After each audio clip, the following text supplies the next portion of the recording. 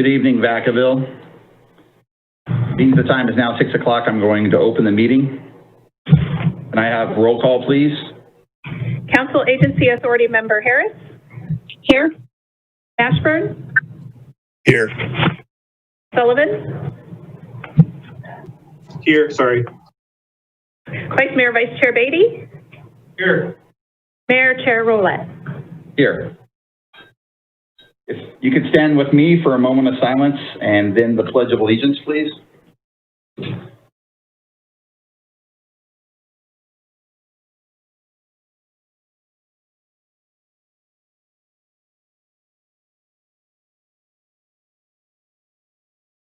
Please repeat after me. I pledge allegiance to the flag of the United States of America and to the republic for which it stands, one nation, under God, indivisible, with liberty and justice for all. Approval of the agenda. Do we have any items that we will amend tonight, Mr. City Manager? No, we do not, Mr. Mayor. I'll take Move motion. approval. Harris? Second. And 88 for a second. Roll call vote, please. Councilmember Harris? Yes. Ashburn? Aye. Sullivan? Yes. Vice Mayor Beatty? Aye. Mayor Roulette. Aye. Moving to item 4, approval of the minutes. I'll entertain motion. Move approved. I got Beatty move and Harris second. Roll call vote, please. Councilmember Harris? Yes. Ashburn? Aye. Sullivan? Yes. Vice Mayor Beatty? Aye. Mayor Roulette. Aye. Item 5, presentations. I see none. Item 6, consent calendar. Anybody from the council that would like to pull any item off consent, please let me know. Hearing none. Anybody from the public would like to pull anything from the consent?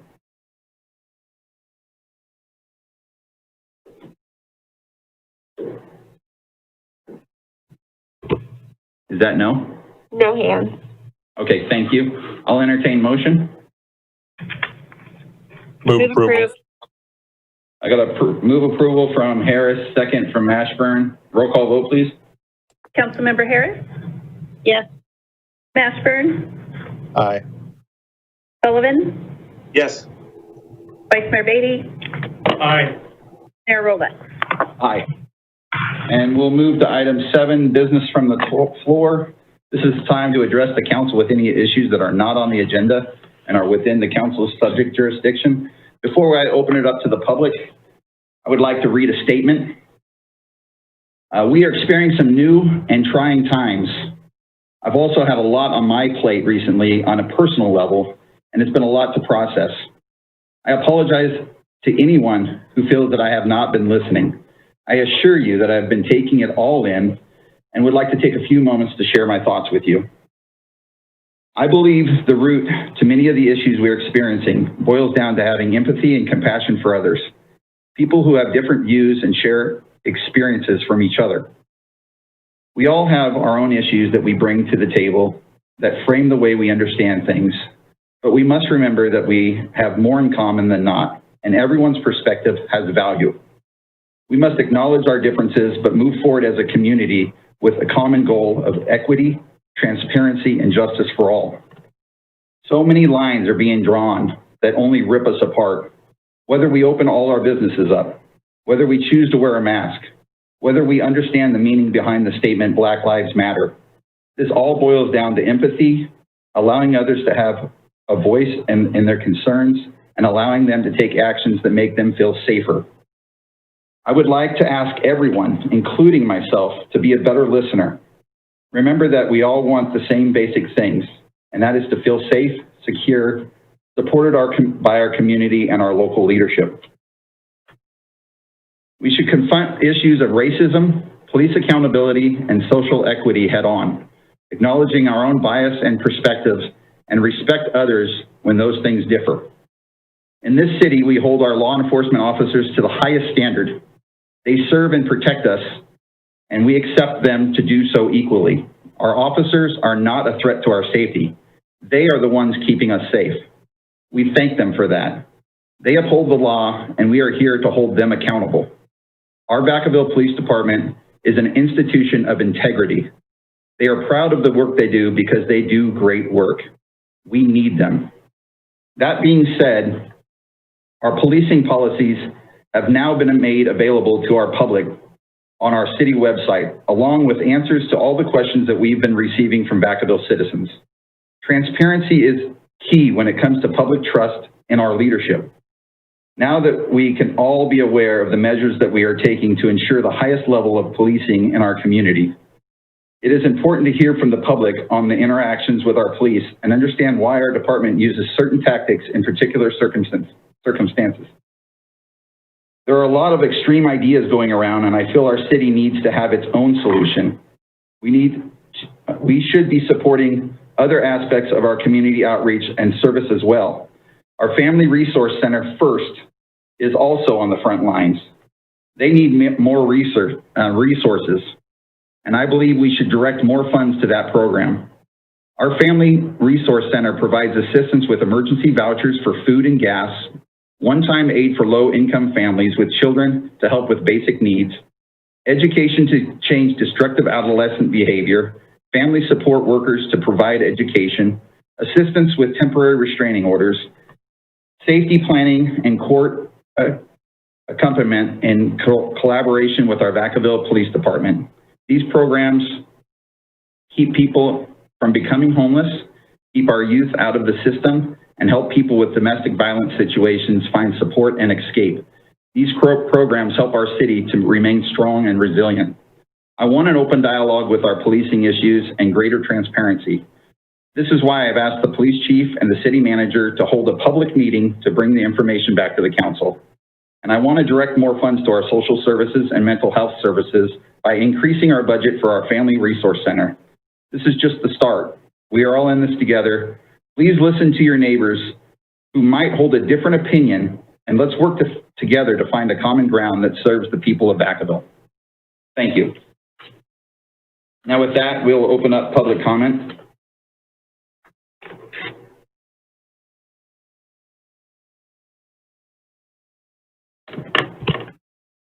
I have caller ending in 075. I'll open your mic. Thank you. Good evening. My name is Adam Carney. I'm a resident in Southtown. Mayor, I very appreciate your prepared comments. I would like to state that I would like to take a moment myself, the police department. If you were to be listening to police calls that night when there was looting and had 110 mile per hour speed pursuit, they were stretched thin that night. And I'd also like to say thank you for calling in the National Guard as well. I would also like to end on that as, you know, as I've served my country, I never thought in my own town that the National Guard would have to be called in. And if I seem a little emotional about that, that's because I am. You know, civic duty comes with a civic responsibility. And when you have to call in the National Guard, there's a complete breakdown in civic responsibility. I have a civic responsibility to respect my neighbors, my community, and my law enforcement officers. With that being said, I understand that there's others on the other side of the debate with the police. But one thing that I would highly recommend is that some of the policies that they seem to propose actually hurt communities. Community policing has actually reduced crime if you look at statistics throughout our country. Broken window theory has increased the safety of our neighborhoods, and the community members that are in those lower incomes would actually be hurt by removing the police. So with that being said, one item I would like for, if you guys may consider, is that when I would talk about these matters with my local neighbors, there's a lot of empty anecdotes of, well, Vacaville, pretty much if you guys go to Vacaville Crime and Community Facebooks, you'll see people making random posts that Vacaville is racist. I would argue against that fact. Do I think there might be some bad people in our neighborhoods? Yes. But is our community racist? No. And they always point to some off-the-wall story about how they were pulled over by VPD when they were a kid, or because they were Mexican, or some off-the-wall reason. But here's the issue. I can't counter-argue that point because Vacaville does not publish their crime statistic reports. It is published through the Solano County Jail. That skews the data because that only shows those who have been arrested and booked into the county jail. There are a lot of times that VPD takes actions or takes incident reports that don't make it to the arrest threshold. So I would respectfully request that the city council take into consideration, as far as the transparency measure, releasing that those statistics. And thank you for your time. Thank you. Next caller.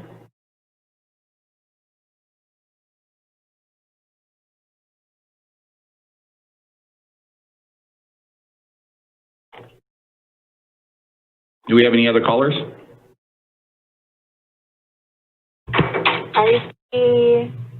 I saw one hand from Carlos. It looks like it went back down. I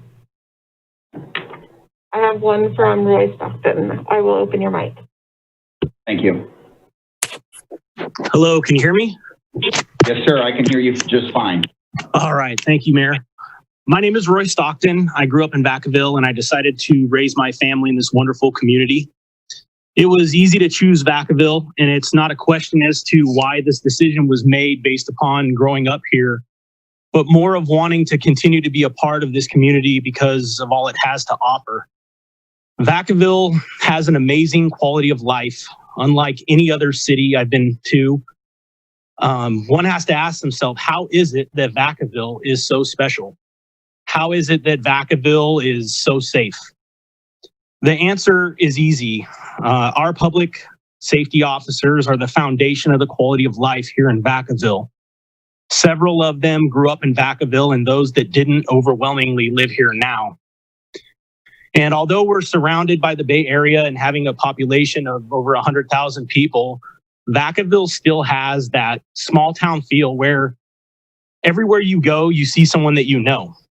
So why is it when the world is crumbling around us that we're discussing defunding the very people that contribute to the success of Vacaville? I think our police department does an amazing job.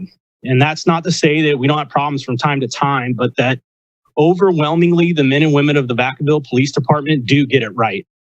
They go above and beyond to serve our community and protect our way of life. So much so that when the nation needs an example to look at and leadership to fall back on, Vacaville had a seat at the table. During the racial tension surrounding the death of Philando Castile, who did President Obama's administration call to help heal our country? I can tell you it was Vacaville Police Chief John Carley.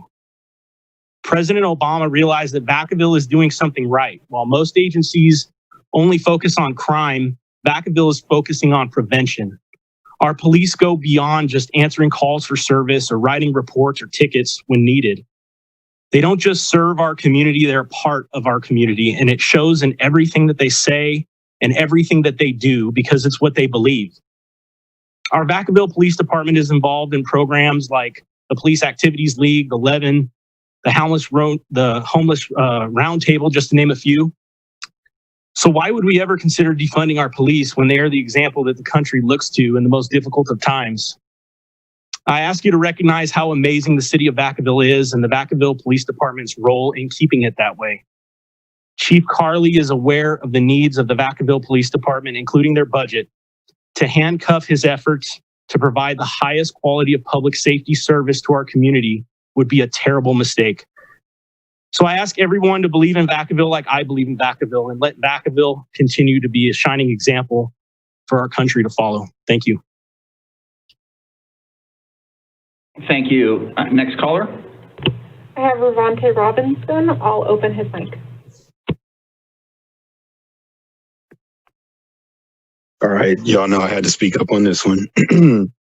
So, first thing I wanted to get out the way was that in 2013, Kendall Walker was killed by the Vacaville PD, and Ron Roulette, Mitch Mashburn, and Dylan Harris were all in the city council all that time. So obviously, Black Lives did not matter to y'all back then. And to the person who called saying like, "Oh, good thing that y'all called the National Guard." The National Guard being called in over here was absolutely not necessary. And everyone keeps saying that, you know, Vacaville PD keeps us safe, very good, this and that. But you know what? We don't live in the same neighborhoods. Not all neighborhoods in Vacaville are safe. All right. I live in a neighborhood. I have friends who've been shot in Vacaville. I have a friend who got shot in Vacaville, killed last year, and no one's found his killer yet. So I'm tired of hearing people say that, you know, this is the greatest police force that we've ever had and all this stuff when they don't look at what's happening in the other neighborhoods around them. They're only thinking about their self. And on top of that, maybe it's because of the Vacaville PD Facebook page. That's propaganda. They show you when they pull over someone who had a gun and some dope in the car, but they don't show you all the times where they pull over someone, have 3 cop cars behind them, and they have to let them go because they don't find anything. So I'm just hoping that the people finally wake up. And thank you for your time. Thank you. Next caller.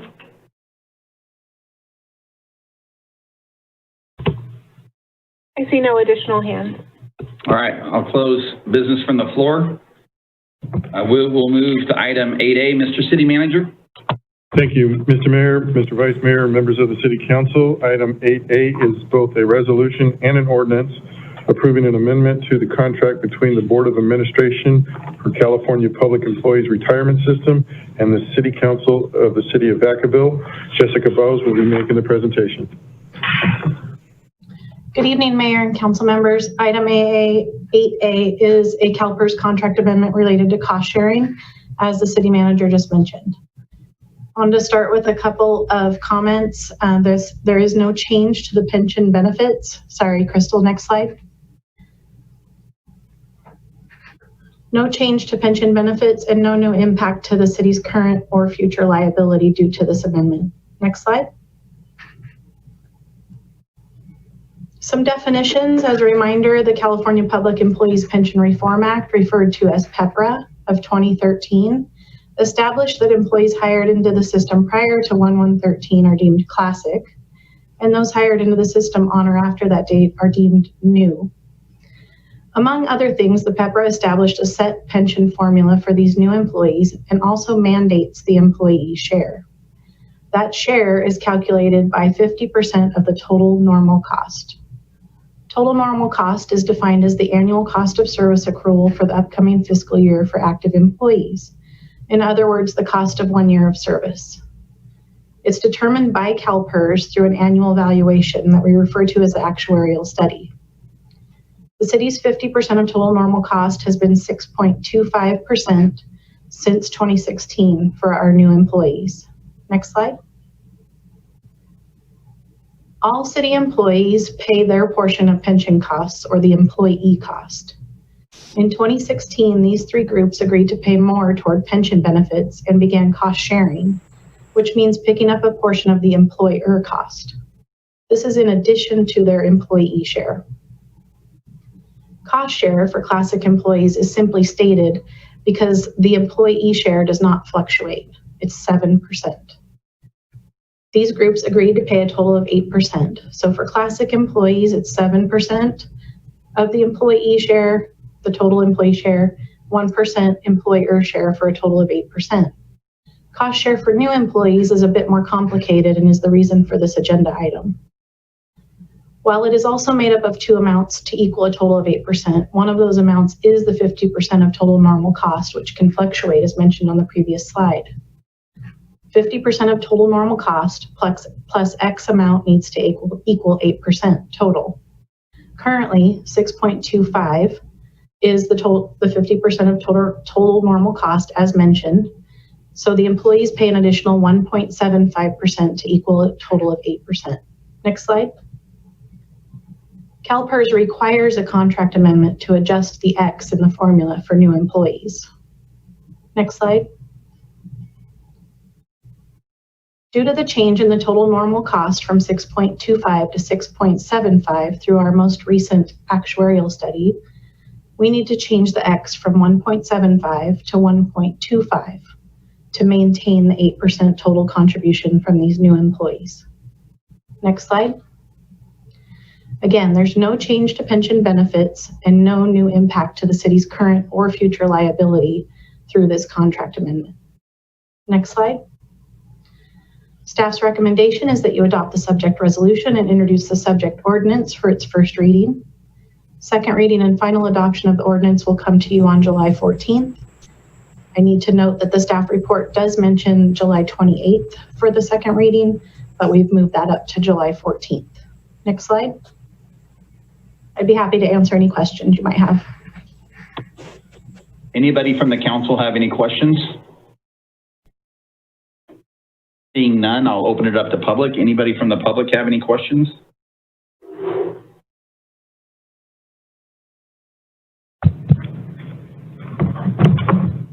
I have a hand, caller ending in 075. I'll unmute their mic. Thank you very much. Thank you for your report, ma'am. You talked about the cost sharing as far as retirement for Vacaville employees. I just wanted to clarify real quick. That's into addition of their own allotment that they're paying into their self, right? So there's an additional cost that they're taking on themselves. Was that your full question, sir? I usually yeah, that's my full question. Okay, we'll answer your question. Okay. Yes, that's in addition to the employee share, so yes. Okay, thank you very much. Do we have any other callers?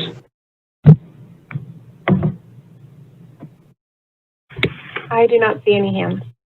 Great. I'm going to close public comment, entertain motion from the council. I got Beatty moved it. Second. Second from Mashburn. Roll call vote, please. Councilmember Harris? Yes. Councilmember Mashburn? Aye. Councilmember Sullivan? Yes.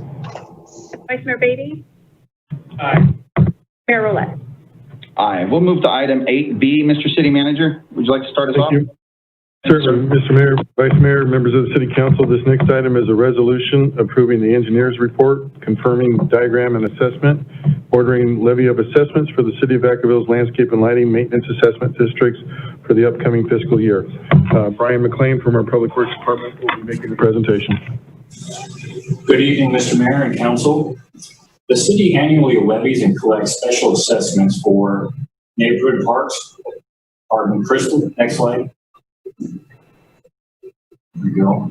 The city annually levies and collects special assessments for neighborhood parks, street landscaping areas, drainage and detention basins, open spaces, and street lighting. These special assessments are needed to maintain, operate, and make service improvements to the districts. Next slide. In order to levy the assessments, the city must comply with the Landscape and Lighting Act of 1972, which involves a three-step process. First, the preparation of the annual report, which was approved by City Council on February 11th of this year. Second, the preliminary approval of the annual engineer's report, which was approved by Council at the last meeting on June 9th. And finally, a public hearing and Council's consideration of approval of the engineer's report, which we are conducting tonight. Next slide. For fiscal year 2021, the engineer's report identifies 134 landscape and lighting districts, and based on CPI, a maximum allowable 3% increase. Based on an analysis of each district and its anticipated expenses for the coming fiscal year and its existing revenue balance, if any, 71 district levies will be increased, 9 district levies will remain unchanged, 39 district levies will be decreased, and 15 district levies will not be assessed. As it is not anticipated the public improvement will be completed by the close of fiscal year 2021. Next slide. Fiscal Impact The total assessment amount is $4,278,504. The total general fund contribution amount is $677,972, which consists of two parts. First, a minimum 10% general fund subsidy to neighborhood park districts in the amount of $339,095. And second, an additional general fund subsidy to the neighborhood park districts due to the shortfall totaling $338,877. Next slide. The recommendation by simple motion, adopt the subject resolution. That concludes my presentation. I'd be happy to answer any questions. Thank you very much, Brian. Any questions from the council before I open it up to the public? I have a quick question. Yes, go ahead. Councilmember Sullivan. Hey, Brian, this is Nolan. So if you were a resident and you wanted to see what district you fell in, and you also wanted to see whether your district went up or down, and you also wanted to see the line item detail of what the fund in your district paid for the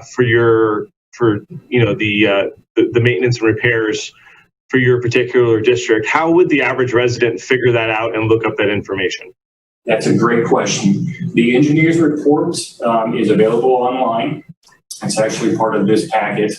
And if the individual looks at page 71 of the engineer's report for this year, that begins the outline for each of the districts and the levy assessments, looking at both the previous year and the coming year, so they can see for their particular district what it is currently and what it is proposed to be in the next year. Awesome, that's fantastic. So this might not be a question for you, but I'll start with you.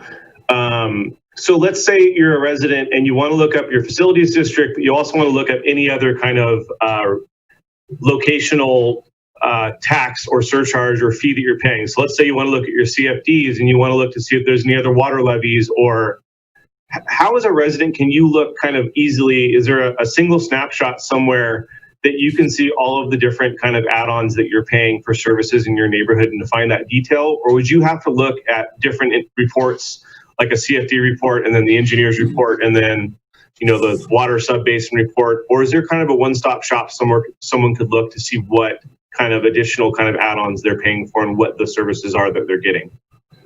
If you go to the city's GIS website, you can, from that website, you'll be able to look up your particular area and town, and then there will be a link that you'll be able to click on, which will be able to take you to the county's website. And from the county's website, it will list the particular levy information and the various taxes for your particular district. That is fantastic. Thank you so much for that. Okay, thank you. That's all I got. All right, thank you. Any other council comments before I open it up to the public? Let's open it up to the public, please. Caller ending in 075. I'm unmuting your mic. Thank you. Could you, the link that you're just talking about that is on the city GIS, could you actually have that be attached to the after action notes of this meeting? Because me as a common resident, everything you just mentioned just kind of went over my head, to be funny. Is that the end of your statement, sir? Yeah, it's a statement / question. Can the link be added to the city notes of this meeting? So that way common residents like myself can just go find it and click it. Understood. Brian, can you answer his question, please? Absolutely. I'll work with the city clerk to ensure that the link is included in the staff report or the after action reports after this meeting. I appreciate that, sir. Any other callers? Seeing none, I'll close public comment. Entertain motion. I move. I've got a motion from Beatty, second from Harris. We have roll call vote, please. Councilmember Harris? Yes. Mashburn? Aye. Sullivan? Sorry, yes. Vice Mayor Beatty? Aye. Mayor Rolette? Aye. And Mrs. City Clerk, did we not do by title only on 8A? I apologize. Good catch. We need to read the ordinance. Can we do that before we move on? Certainly. Thank you. Ordinance authorizing an amendment to the contract between the City of Vacaville and the Board of Administration of the California Public Employees Retirement System to amend current Section 20516, Employees Sharing Additional Cost, amounts for all new local miscellaneous members in the Vacaville Managers Organization, unrepresented Administrative Managers Group, and unrepresented department heads. Thank you for that. We will move now to item 9A. Mr. City Manager, would you like to start us off? Yes, yes, thank you, Mr. Mayor, Vice Mayor, members of the City Council. It's my pleasure to bring to you tonight the final component of this year's budget process, which is the formal adoption of our budget. Because of the variety of different issues and elements that we've been working through with the budget process, I'd like to start with an overview of some of the highlights. Next slide, please. So beginning with some of the highlights, clearly one of the biggest things that we're dealing with that we haven't ever had to deal with before is the new level of fiscal uncertainty as a result of the COVID-19 pandemic crisis. In response to that, we've been very proactive about cost-saving measures because we don't know the extent rather of the potential economic impact that we anticipate. As a result, we've developed a very cautious and strategic approach to address both the economic impacts and the operational needs of our budget. And as a further result, we've made sure that our budget augmentations are very limited and deliberate. We've also included some organizational changes that go in line with the City Council's priorities.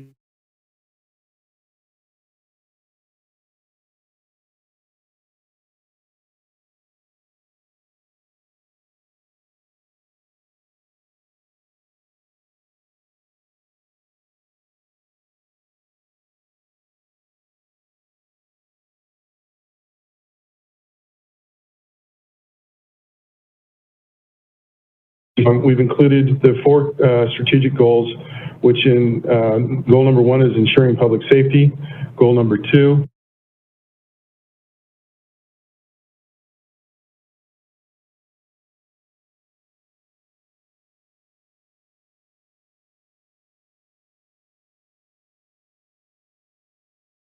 we'll keep moving though, but wanted to mention these goals because they were very important from the standpoint of that these were used to help prioritize all of our budget requests as we move forward with putting the budget together. So you already beat me to the next slide, so we'll go there. So this is our 5th trip to the City Council. Mayor, can you hear me just to confirm? Yes, sir, I can hear you just fine. Okay, I'm sorry. There's a note on my presentation that says my microphone is not working. So everything's coming through just fine on my end. Thank you, sir. We'll just keep moving along then. All right. So this is our 5th trip to the City Council with our budget process. And so I wanted to give you a quick overview of what we presented to date with regards to our financial outlook and the proposed budget. So here's a brief recap. The first 2 meetings, starting in April, we presented you with a financial update to share with you our projections for the remainder of the fiscal 19-20 year and then moving forward into the upcoming budget year. We shared with you our proposed or projected revenue for general fund and reserve fund balance history as well. At our next meeting in May, we showed you the different forecast scenarios that cities all across the state and country were using to help forecast just exactly what kind of potential economic impact the city would be experiencing as a result of the pandemic crisis. We also presented funding strategies for those different scenarios at that time as well. Next slide, please. From there, we moved into the actual budget study sessions. Beginning in our second meeting in May, we provided another financial update. We shared with you the organizational changes that we're making in the city manager's office and the administrative services department. We next then identified our augmentation requests that, again, were very deliberate and very focused on achieving the goals of the council strategic plan. At the next budget study session, we then discussed the general fund revenue overview, our operating budget summary, along with the Measure M update. Then we next provided you with the 5-year forecast as well as an overview of the capital improvement program budget summary. Next slide, please. Another key component of the budget is our new full-time positions. Once again, these were prioritized based on the council strategic goals and providing the organization with some needed resources in certain key areas that really go to implement goal number 4 of strengthening services, providing effective and efficient services specifically. So you can see here the different positions that we're recommending be included as part of this year's budget. Just a total of 4 new positions as well as an upgrade of 2 positions from part-time to full-time. Next slide, please. This is your budget overview. As you can see here, we have a general fund of just under 107 million, special revenue funds of just over 35 million, enterprise funds 59 million, and our successor agency of 7.7 million for a total operating budget of 209 million. Our capital improvement budget this year is 35 million and change. Next slide, please.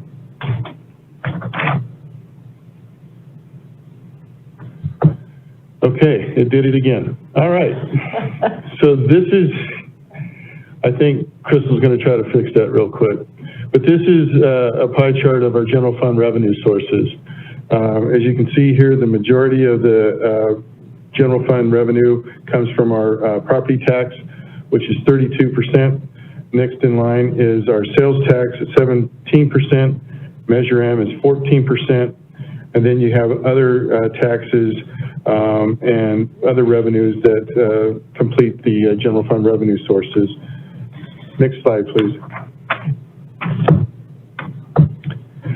So that is our proposed operating budget. Okay, thank you, Crystal.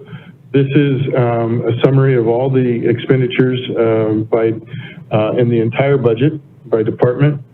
You can see that the general fund total of this is 106 million, and the different allocations for the different departments here. Next slide, please.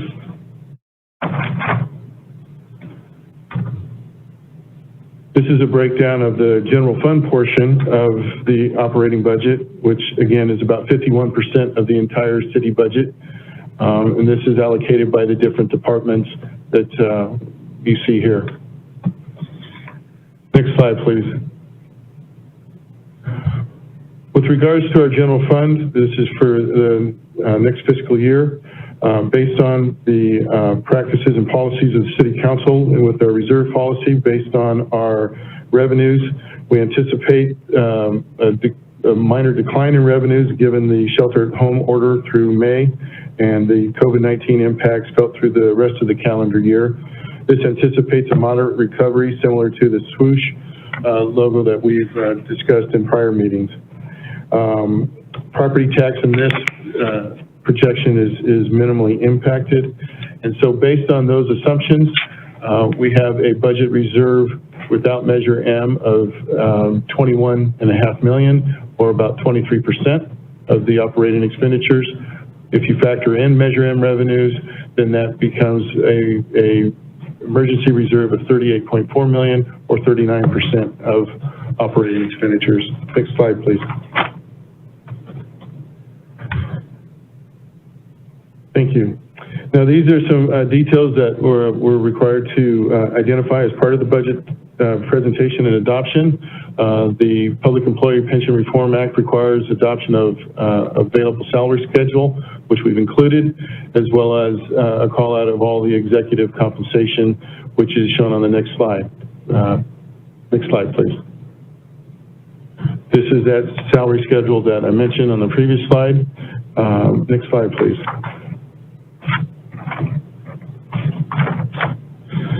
So So now that I've walked you through some of the more technical components of the budget, I just wanted to briefly mention some acknowledgments and what's next. And I want to acknowledge first our citizens. Next slide, please.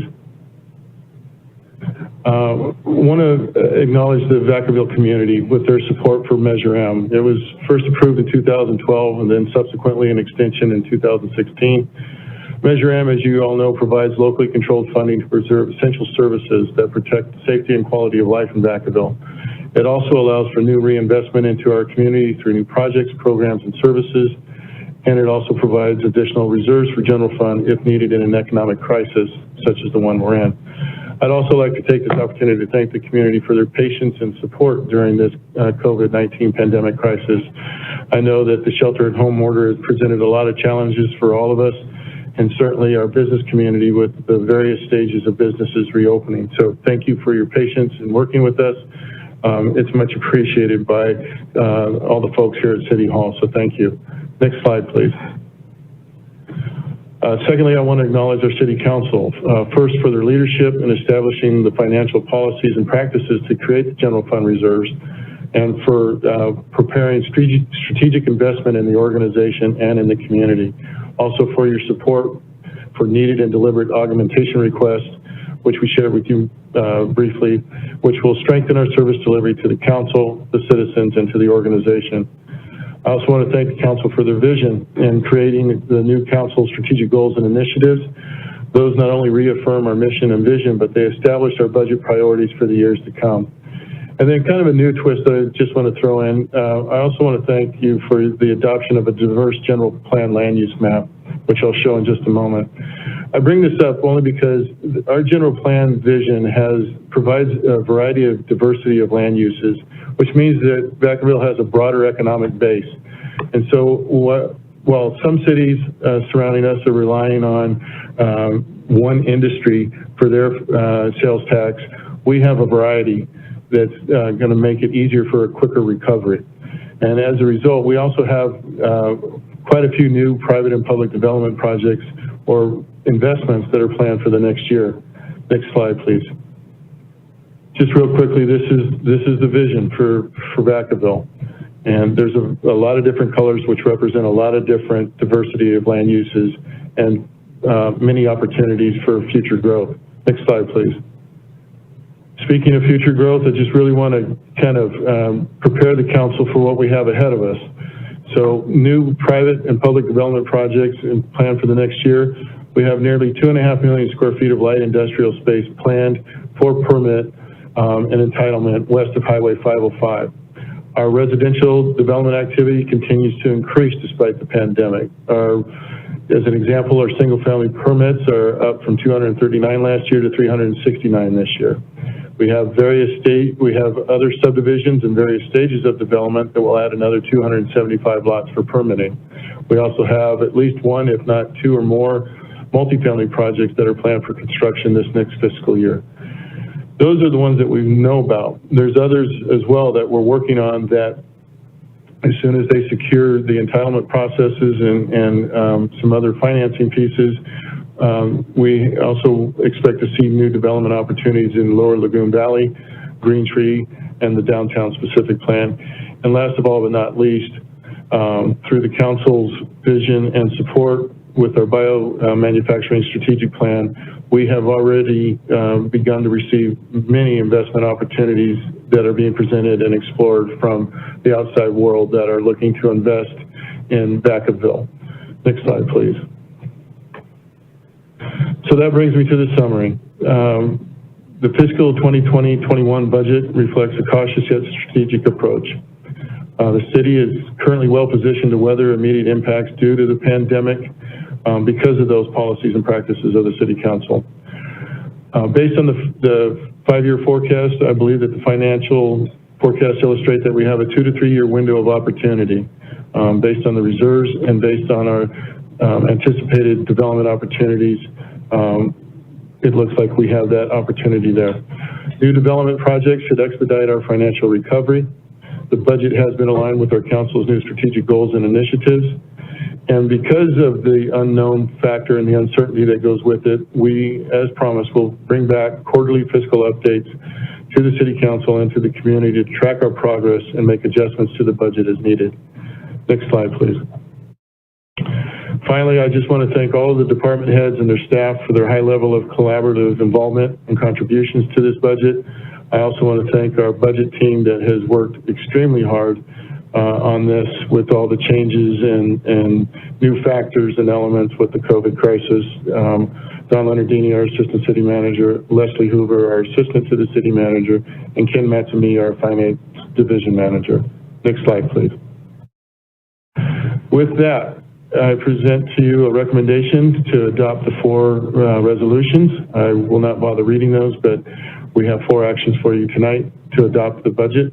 And with that, I will be happy to answer any questions. My budget team is available as well. Thank you for the opportunity to present this. Thank you so much, sir. We appreciate it. Anyone from the council would like to have any statements or questions? Okay, seeing none, we'll open up public comment first. Do we have anybody from the public that would like to speak? I have Wendy Brecken. I'll open her mic. Hi, can you hear me? Yes, Wendy, thank you. We can hear you perfectly.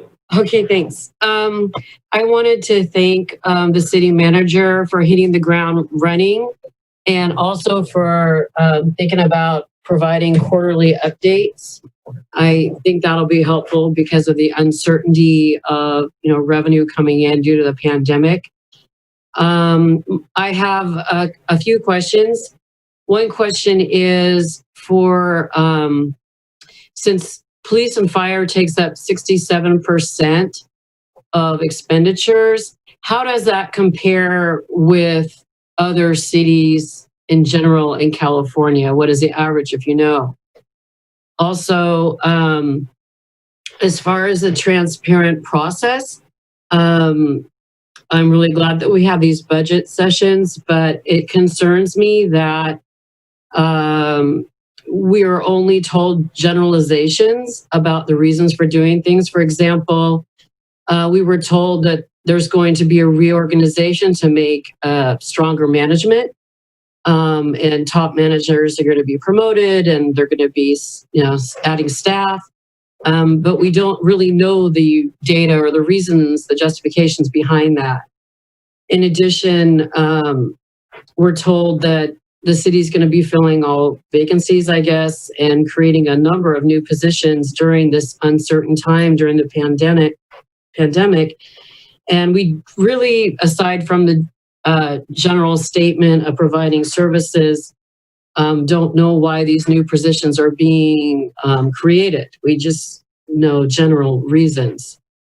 So those are questions. In addition, for Measure M, I see that in the next 5 years or so, the police budget nearly doubles. And there's a number of projects that are deferred. The more expensive projects are deferred, such as the sports complex and things like that. And for Measure M, we seem to only be spending about 10 million of the 17 million received in the last couple of years, and are projecting to spend again another 10 million. So the money that's not spent seems to be kept for the reserve for the whole city. So rather than targeting Measure M for projects, we seem to be targeting it for the reserve. That's just my observation. Please tell me if I'm wrong.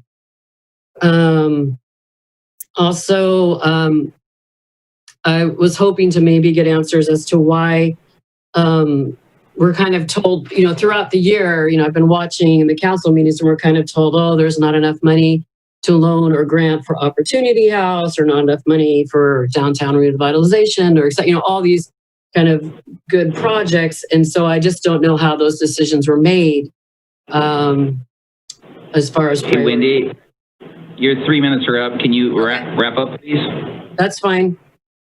I'm done. Okay, thank you, Wendy. Thank you. Mr. City Manager, would you like to answer some of those questions? Certainly, Mr. Mayor. So I'll start in the best order based on my notes. So with regards to the police and fire budgets, I can't tell you for certain, but I do know that most budgets that that I've seen for surrounding jurisdictions are in similar neighborhoods in the 60+%. But I couldn't tell you exactly what those different ones are. With regards to the value of the reorg, we went through that in a lot of detail actually at our May 26th meeting, and had a very thorough analysis of all the different moves of the positions, and highlighted the importance of those movements to strengthen the organization, and provide the services that we believe are the level of service that we expect with that. Also with regards to, let's see, the money, the Measure M budget nearly doubled for the police department. I'll have to ask our finance manager came out to me on that one. But in terms of the money not being invested and being held back for some of the projects and kept in our reserve, that kind of goes back to the overall theme of our budget approach, cautious and strategic. And so because we don't know just exactly what kind of economic downturn we're going to have, we started all of our updates to the council with the understanding that we were going to continue to make suggestions or recommendations for reinvestment into the community. And so if you look at the proposed budget for Measure M, we are making the annual investments into our street program, to our annual park maintenance and enhancement program. We're doing that as well. But we didn't want to go further just yet with some of those bigger projects that are really still in the feasibility evaluation stage. And so we're still evaluating those, but in terms of allocating additional dollars, we wanted to make sure that as we go through these quarterly updates, checking in and making sure that we're not getting out too far over our skis, so to speak. I think, again, the other issues about the services and the reorgs were presented at both the May 26th and the June 9th. So I think that, if there was questions about those, we tried to answer those at that meeting. And I think that there was, it was made available for anyone from the public to ask questions about exactly what we were doing. So I'm not sure as to if there were any other specifics that we did not address through that process. I hope that answers your question. Thank you very much. Do we have another caller? I have caller ending in 211. I'll open your mic. Thank you very much. Hi, this is Alicia Minion. I want to thank the staff for the preparation of the budget. I know it's a lot of work, and I want to give a shout out to Ken because that was really helpful, and he'll spend time to answer my questions. I really liked the graphic on attachment 2. I think the graph was really well done, and I have a few questions. Number one, in the past, the staff's talked about HDL reporting for their sales and use tax reporting, and I know it's in arrears, and I was wondering if the staff was able to get the report for the March 31st, 2020 time period. And there's a list of assumptions within the budget, and I was just curious if HDL helped you with those assumptions, and one of them, it states that there's a 2% salary growth assumption, and I was wondering if that assumption is consistent with the agreed upon MOUs. Also, I noticed that in the budget, the discussion under utilities, it indicates that that there is, looks like you're engaging a consultant to assess potential increases in rates. And I was wondering, what is the progress on that rate analysis, and why are our rates being increased if the deficit in the enterprise fund has been eliminated? And so I was just curious if there's any particular cost that is attributing to needing a rate increase in water and or sewer. The next question I have is on the budget, the CIP budget. It indicates apportionments of Measure M for various projects. And I was wondering if the staff accounts for also Measure I, just like Measure M. So for example, when I look at the park and recreation budget, there's about 1.6 million in impact fees. I don't know if those fees were collected in the current year or if that's over a longer period of time. But Measure I, which I believe generates a few $1,000,000, that was in part to be used in specific language in the ordinance for park maintenance, rec programs, public parks, and sports fields. And so I'm just curious if that's separately accounted for. And also, hopefully I still have more time. On the CIP budget, there's a item for STA reimbursement for Jepson Parkway, $520,000. And I was wondering why we're reimbursing STA, the Solano Transportation Authority, because my understanding Jepson Parkway was paid for with grants. And so is the city reimbursing grant money? If you can just describe the source of that. Thank you very much.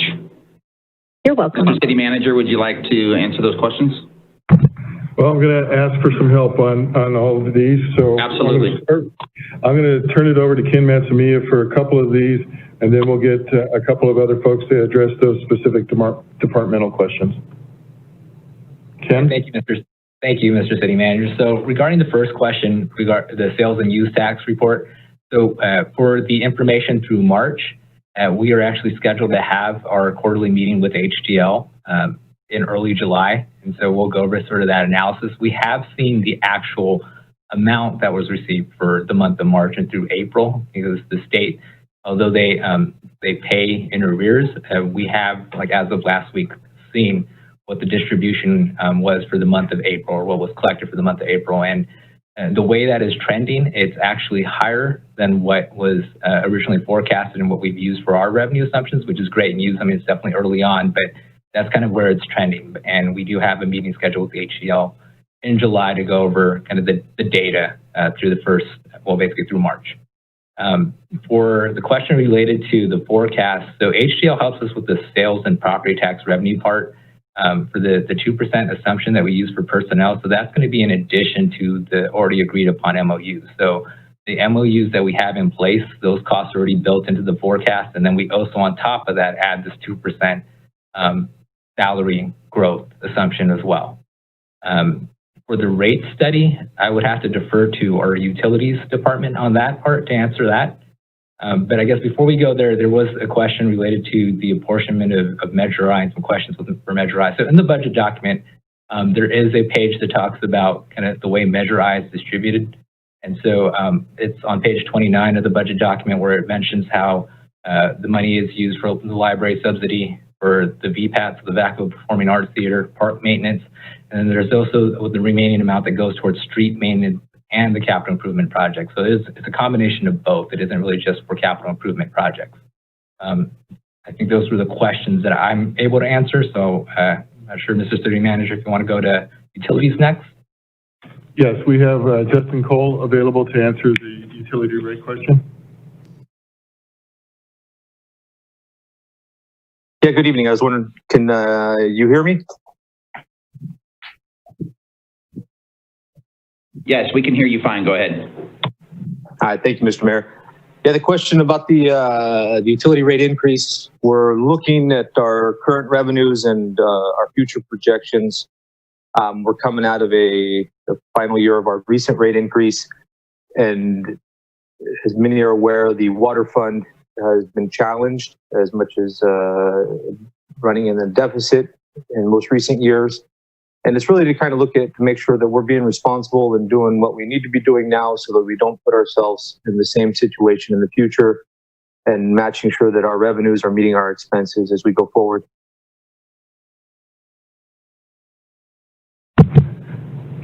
Thank you. And then for the final element, for the final question, I'd like to invite Sean Cunningham to address the public works matter. All right, thank you, Mr. City Manager.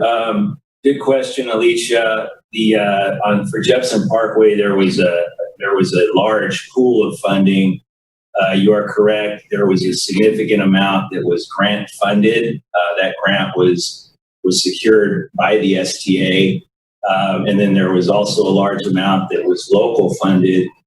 Between our local funding that we had available and the grant funding, there was still a significant shortfall. I believe it was in the neighborhood of $3 million. And so the STA they made other funding available that they had to front that money for the project so that we could complete the project. And then part of the funding agreement between us and the STA included a payback over, I believe it was a 7-year payback. I may be wrong on that, but it was 5 to 7 year payback of that amount. And so in order to do that, we set that money aside every year in the TIF and make that payment.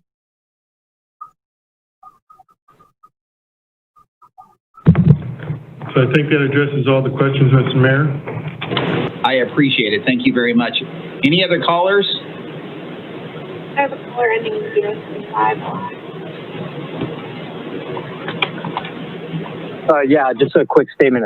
To the question of police and fire funding, about 67%, that is actually pretty routine across the nation, that the majority costs of any city budget is about up to 2/3 in fire and life safety. I would like to also add, as far as California law enforcement, they have to follow the POST standards, which is the Peace Officer Standards in Training, which is the highest standards for the country. So with that being said, that and our locality payments, the average salary of a cop is around $75,000 starting off, which does not include overtime. So to the previous caller's question, it's very standard for that. And when you include fire and life benefits, it gets pretty high. End of statement. Thank you. Any other callers? I have Lauren. I'll open their mic. Hi, good evening. I just had a question regarding the police budget as well. I looked online and I noticed that there's only 3 mental health coordinators and 1 mental health professional or clinician. And I also noticed that the majority of the crimes for arrest records in Vacaville kind of trends towards nonviolent crime. So my question was what the reasoning is for expending more towards armed police officers versus maybe peace officers, or maybe more crisis mediators. Yeah, I'll leave that to you. Thank you. Mr. City Manager? Yes, I'll invite Chief Carley to address that, please. Yes, thank you for that question. One of the things that's always a question is whether we can separate a police officer that is typically armed and other staff that may not be. What's also not included in that is normally we've experienced over the years anywhere from 10 to 12 community service officers who are out in the field on all of the shifts to handle crimes that may not require a priority 1 response, a response that may encounter somebody who's violent. So in addition to clinical service response is also community service response. So Vacaville really enjoys some of the most progressive approaches to problem solving, less than thinking that you need a police officer on every call. And that is part of the budget process, looking at what we really need. And I would also point out to the public, and also the council is very well aware of this, the investment into non-traditional policing in Vacaville makes up over $6 million of the police department budget. And there's very few agencies of a city of 100,000 that would even come close to that kind of investment into non-traditional preventative policing, in addition to just having police officers on the street. So it's a very complex conversation, and we're certainly willing to dive into that more deeply when we have our public meeting in July. Thank you, Chief. I appreciate that. Do we have any other callers? I see no hands. Great. I'm going to close public comment. and bring it back to the council. Anyone from the council have any comments? I do have one, so before anybody makes a motion, I would like to also speak. Anybody from the council? A quick one for me. Okay, Councilmember Sullivan. I just wanted to thank staff. I know we don't have very many questions tonight, which is definitely unusual for me. I just wanted to commend the budget team and Aaron.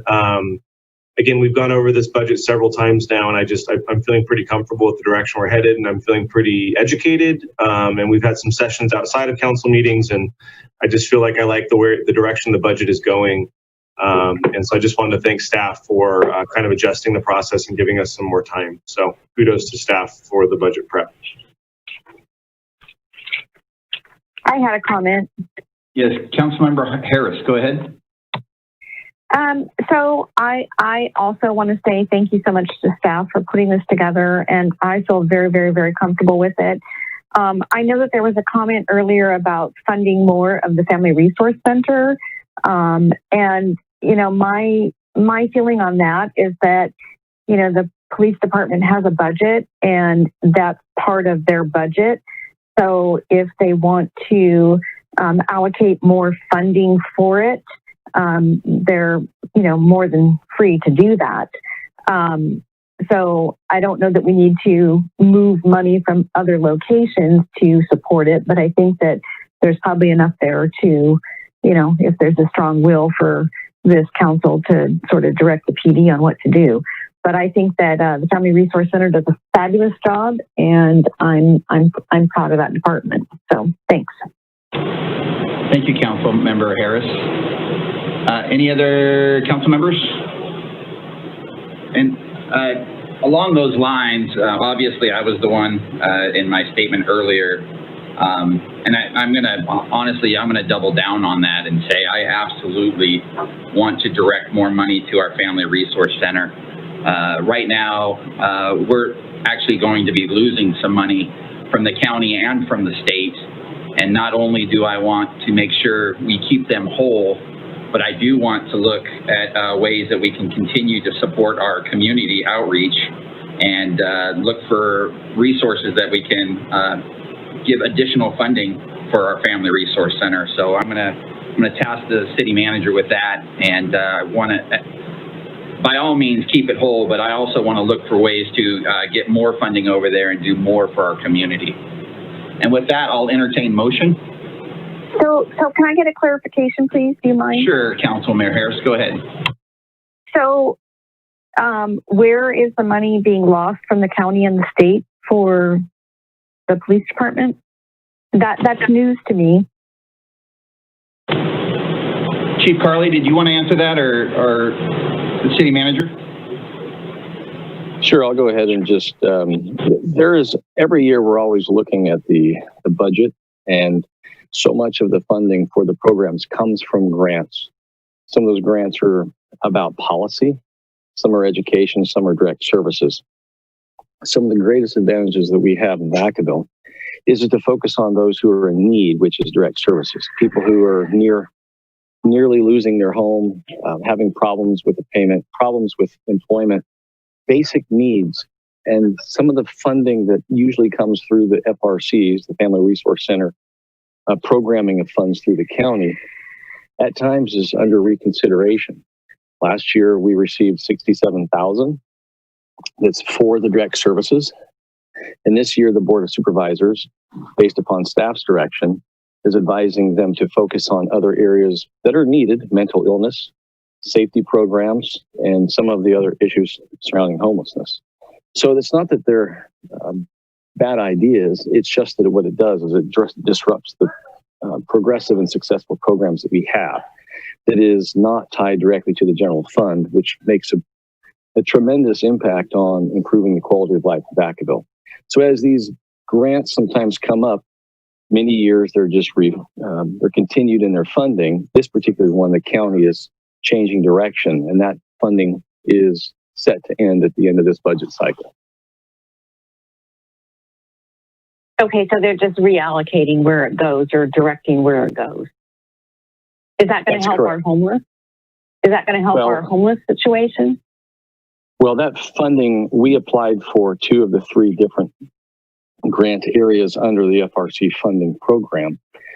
We were not selected, and so that funding will be routed to other entities, other cities or organizations that they believe are going to be able to support the challenges that we all face. For whatever reason, we were not selected for that, and so that money is being reprogrammed elsewhere away from the city. And how much does that equate to? The general funding for that right now is $67,000. Okay. All right. Okay. Thank you.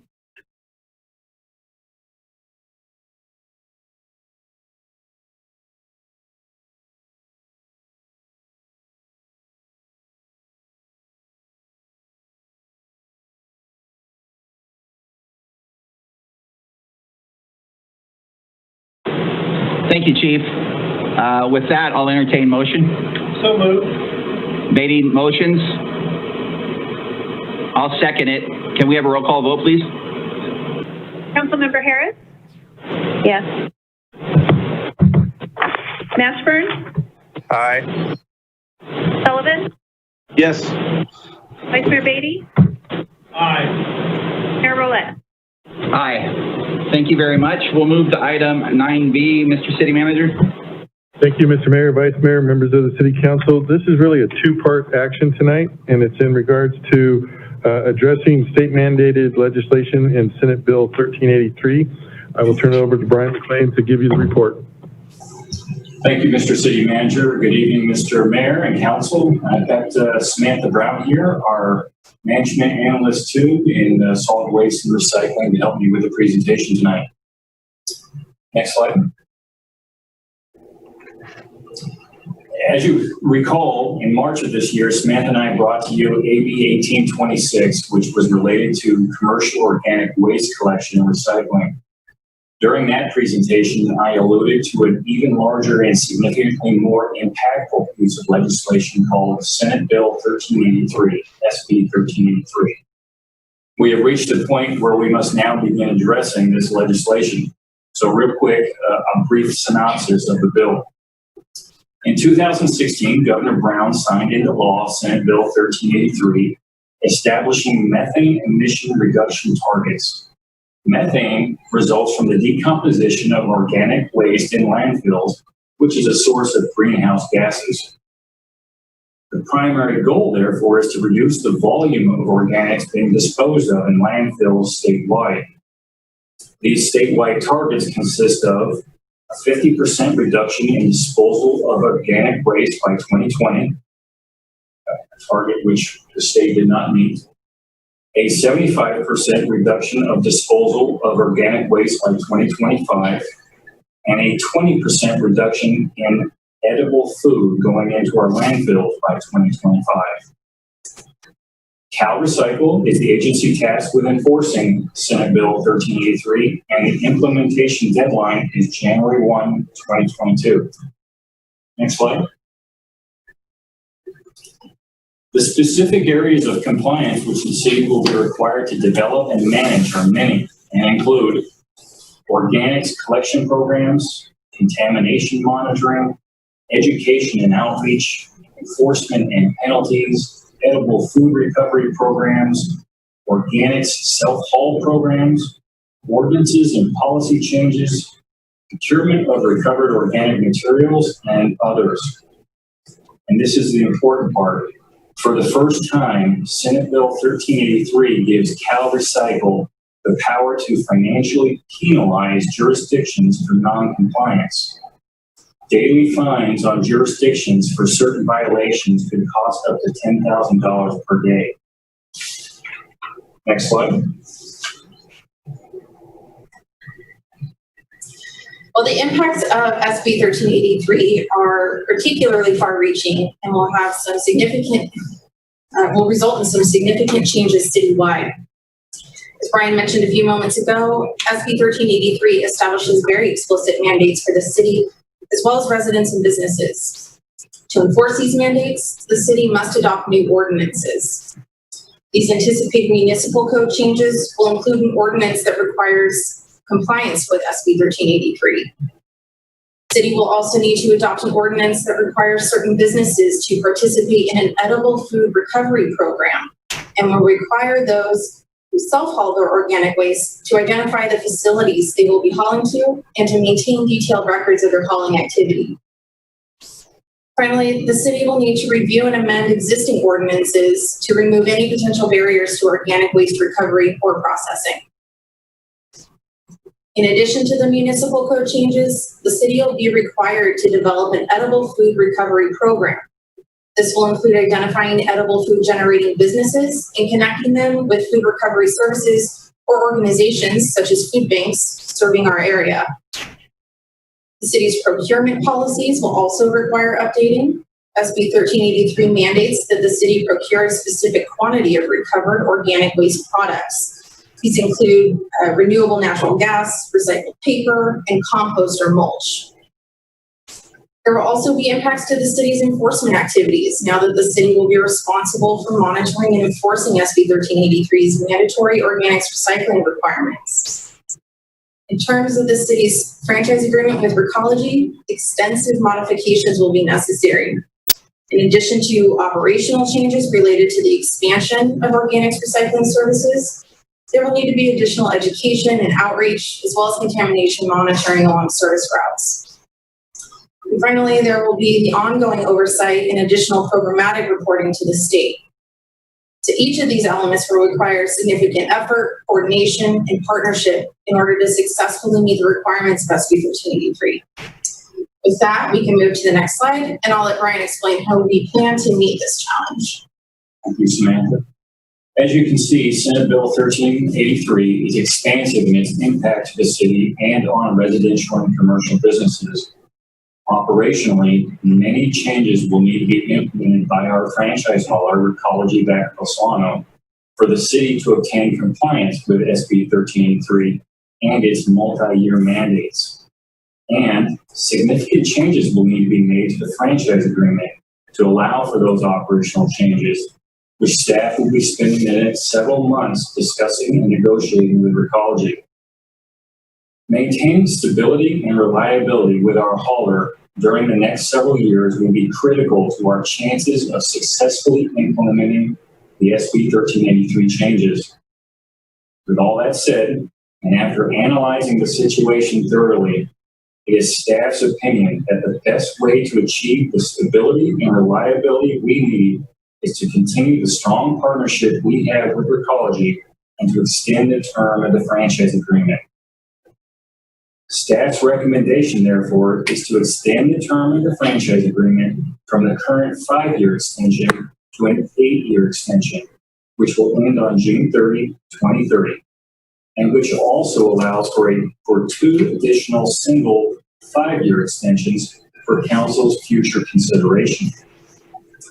Samantha will now detail our next proposed steps in this process. Next slide. Well, SB 1383 is certainly a complex regulation, and it will require a meticulous approach to implementation. A key piece of that approach includes carefully negotiating the many changes to the city's franchise agreement with Recology. Given the highly specialized nature of the solid waste industry, it is imperative that the city partner with a consultant that is not only familiar with the industry, but also has knowledge of the waste hauling operations here in Vacaville and what steps the city will need to take to successfully implement the requirements of SB 1383. In the past, the city has partnered with HF&H consultants to negotiate changes to the franchise agreement. You may recall they assisted the city in developing the new commercial organics recycling program, which was approved by the council in March of this year. They also developed the SB 1383 technical memo, which detailed the various compliance categories and assessed the city's current compliance status. Due to their familiarity with the city, their expertise in the solid waste industry, and their knowledge of SB 1383 regulations, the city is seeking to engage HF&H consultants once again to assist in performing data analysis and providing negotiation support at a cost of $93,400. It is common practice for these types of negotiations that any consulting costs incurred by the city will be reimbursed by Recology upon execution of the amendment. That concludes our presentation. The next slide should reiterate our recommendation. by simple motion to adopt the subject resolution. Thank you for the presentation. Any council members want to make a comment before I open it to public comment? I do have one question. Is this Mashburn? Yes, sir. Okay, thank you. Go ahead. Okay, so and this would be to Brian. So by this extension, all current services provided by Recology would remain in place and would be provided as required by the contract. Is that correct? That's correct. There would be no change in current services.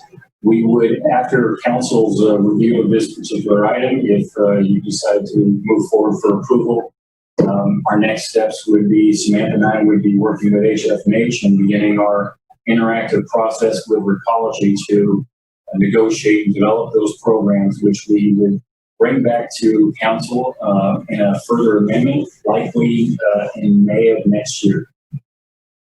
All right, and to that end, then I have a question about current services. I have been asked several times by residents over on the 8-7 side of town about our waste disposal with regard to hazardous waste. It used to be that you could take that over to the site off of Davis Street on the weekend, and you could drop that off there. And they've made calls, I'm told, to the city and to Recology and been told, oh yeah, that's what you do, you can do that. But when they get down there, it's not open and hasn't been open for weeks. We can go to Walmart and buy innumerable hazardous products and use them as much as we would like in our home, but we can't dispose of them afterwards. So I'm wondering when those services that we have in the contract that we are currently receiving will be open again and will be accessible to the residents. That's a great question. So back in March, as a result of COVID-19 and businesses shutting down or changing the way they do business, Recology not only closed their offices to the public at One Town Square, but they also shut down services at the 855 and a half Davis Street, the Household Hazardous Waste Center. Samantha and I have had recent conversations with Recology over the last few days. The Household Hazardous Waste Center will be opening up July 1st, and the first day of public access will be the 4th and 5th of July. So it is opening back up and getting back on its feet. All right, that's all my questions. I appreciate it. Thank you, Brian. So I have a question. Councilwoman Harris, go ahead. I'm sorry. Yeah, no problem.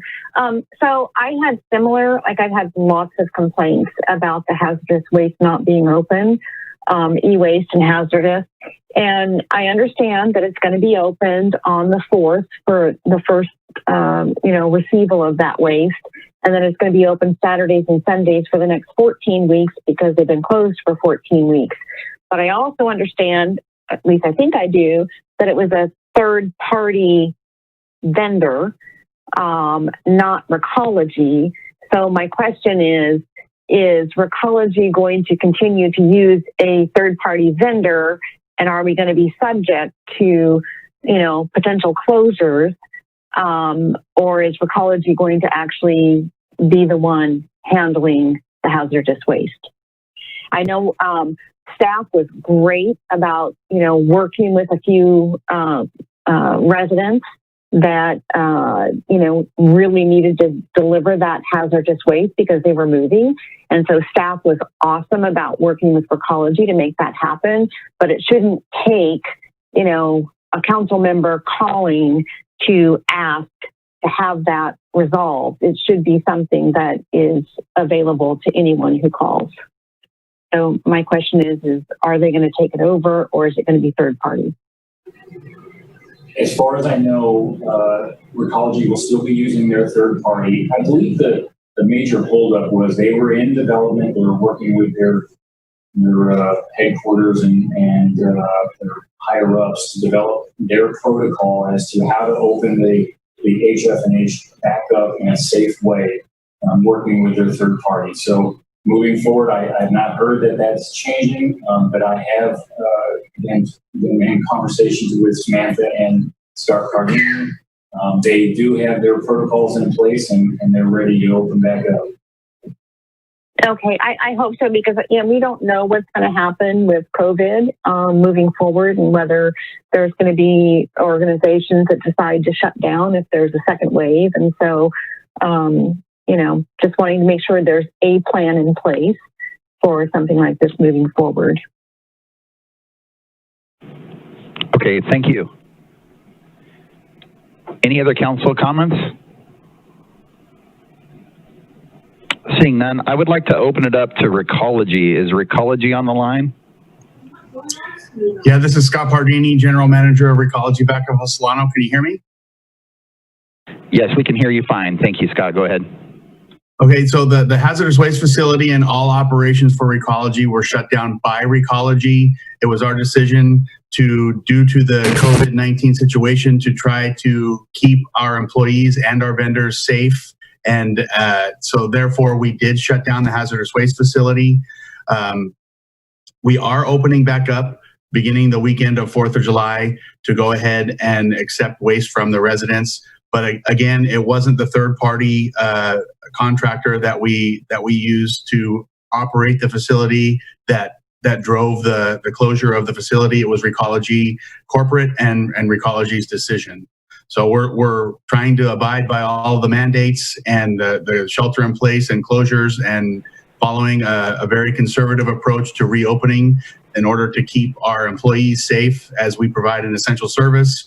And we want to make sure that we don't exasperate the COVID-19 situation. Thank you, Mr. Pardini. So moving forward, obviously this was a new pandemic. We have never dealt with it before. So you guys have got it under control now. Now we can open up. As we go through this pandemic, we won't have any more closures. Yeah, that is our goal. We are instituting social distancing requirements and keeping residents in their cars. They'll have to be patient. I know that there's a backlog, and the hazardous waste facility is very popular. So we are going to do our best to make sure that we accept all the waste from the residents, and therefore opening up Saturday and Sunday. We'll be posting that on our website. We can share that with the city's website as well, and continue on through October. If we still see a need, we'll address that at the time of the time that we catch up from being closed 14 weeks, and we can address that in October. Okay, thank you. We'll open it up to public comment. Is there anybody on the line that would like to speak? I have caller ending in 211. I'll unmute their mic. Thank you.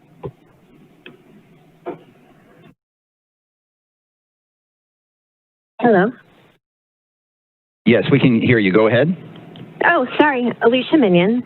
Hi. So I didn't have time to read all the verbiage in the attached agreement, but I have a few questions. So it sounds like this 8-year extension is something not typical that the city may have offered in the past. And as you know, Recology pays the city franchise fees. And I was wondering, since if the city is accommodating Recology and basically allowing longer extensions in the contract term, is Recology paying more in franchise fees to the city?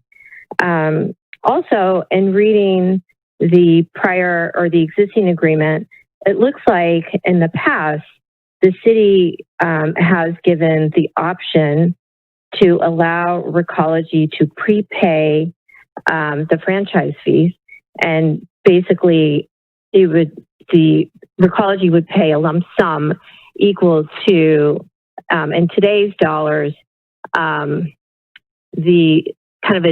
discounted value of those franchise fees all at one time, paid all at one time in a lump sum.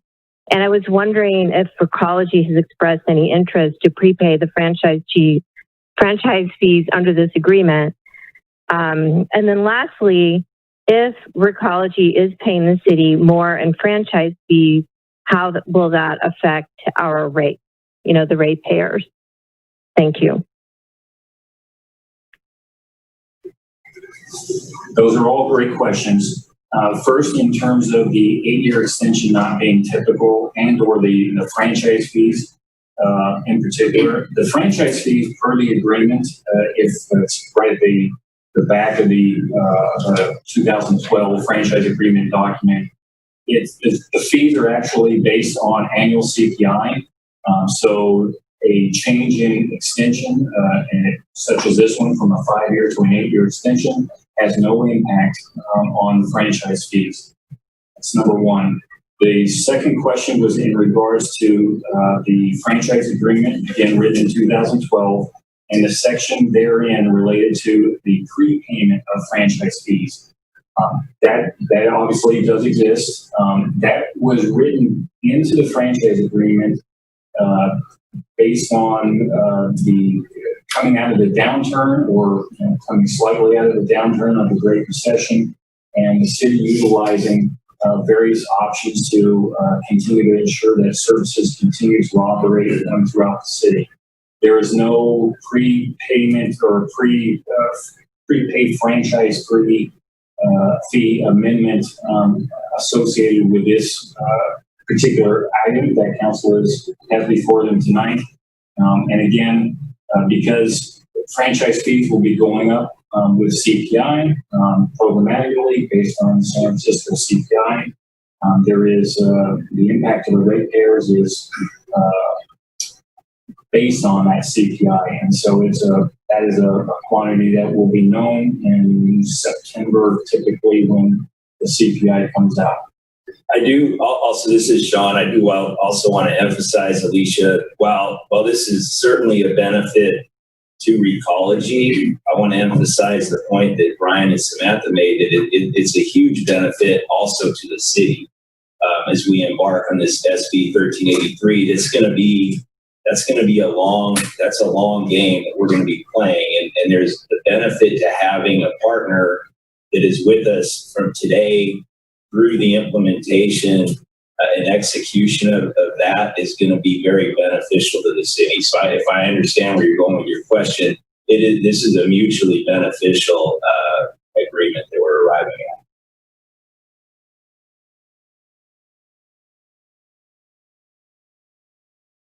All right, thank you. Any other callers on? A caller ending in 075, I'll unmute their mic. I just want to make a quick statement on the previous line item. I was unable to dial in due to a technical glitch. I guess I hit *9. But as far as peace officers that are unarmed, under California State Code, those are pretty much unarmed officers. Once Sure. TC 832, Sure. and Sure. they're overglorified security guards. Sure. And then as far as Councilwoman Harris's point, you're making a veiled attempt at defunding the police. Community policing has increased the safety. Hello? Can you hear me? I'm sorry. I don't know can anyone hear me? I don't know if my mute's working or not. We can hear you, Mayor. Okay. I appreciate the last caller. It just happens not to be at the right item. So I'm sorry. I'm going to have to cut you off, and we can move to the next caller. I have Wendy Brecken. I'll unmute her mic. Thank you. Hello. Thank you for the presentation. And my question is, I understand that it's nice to have one partner you're working with as you fine-tune how to meet these new standards. But the bigger picture would be that the state agency dealing with this, CalRecycle, is probably going to have lots of help for how to do all these standards. And there's probably other companies also dealing with the standards. So given that there's so many current complaints about this one company, maybe we should not be extending the contract for another 8 years. Maybe we should see how this contract goes through 2022. That's my only comment.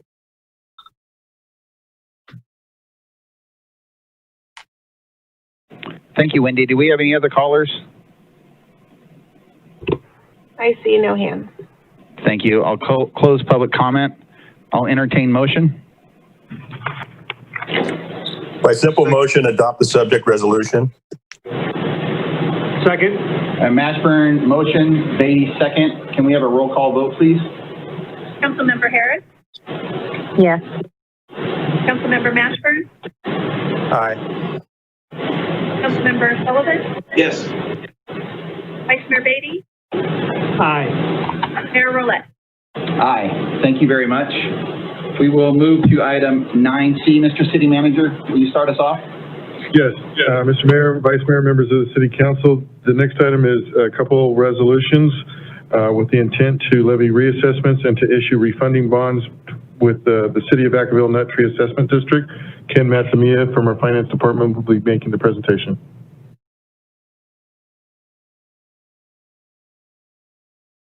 All right, Crystal, can you bring up the slides?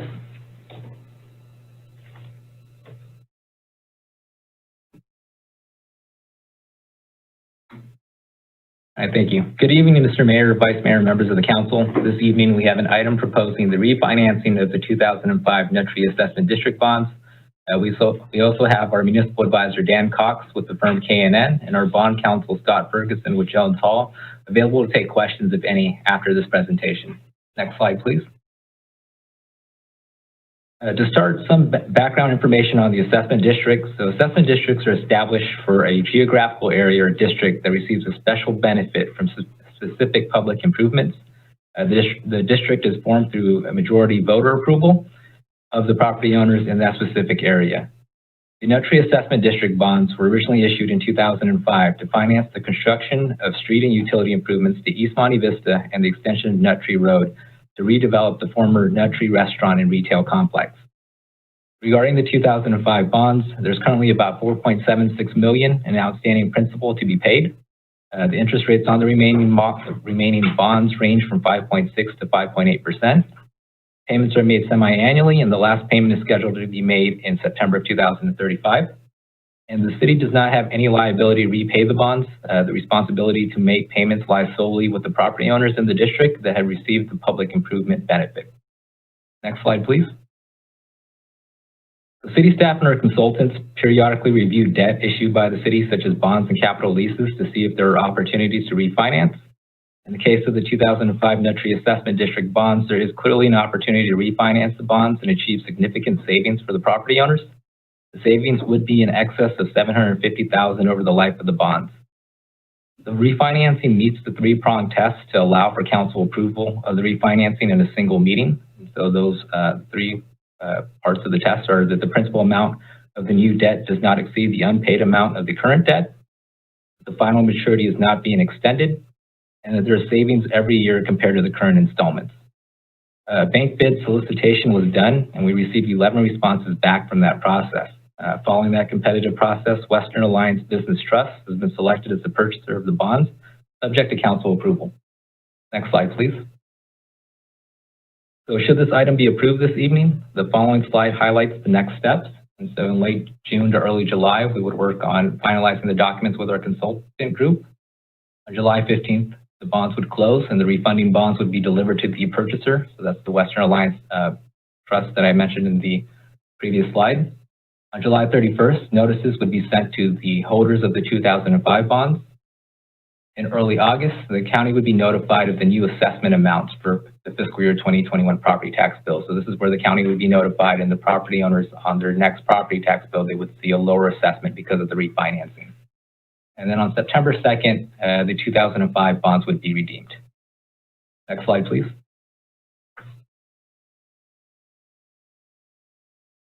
Crystal, can you move it to the next slide? All right.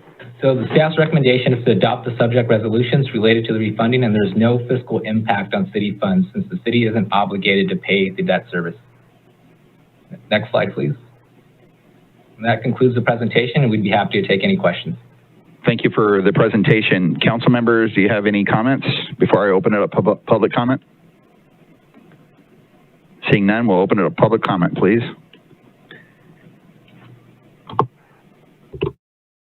I see no hands from the public. Okay, I'll close public comment, bring it back to the council. Move approval. I have Harris approval. Second. And Beatty. Roll call vote, please. Councilmember Harris, Yes. Ashburn, Aye. Sullivan, Yes. Vice Mayor Beatty, Aye. Mayor Rolette. Aye. Okay, thank you very much. Next item, item 9D. Very excited that this is back on the agenda. Mr. City Manager, would you like to start us off? Certainly. Thank you, Mayor, Vice Mayor, members of the council. This next item is part 2 of our outdoor dining program. I will turn it over to Tim Patton for the presentation. Thank you, Mr. City Manager. Good evening, Mayor, Vice Mayor, and City Council members.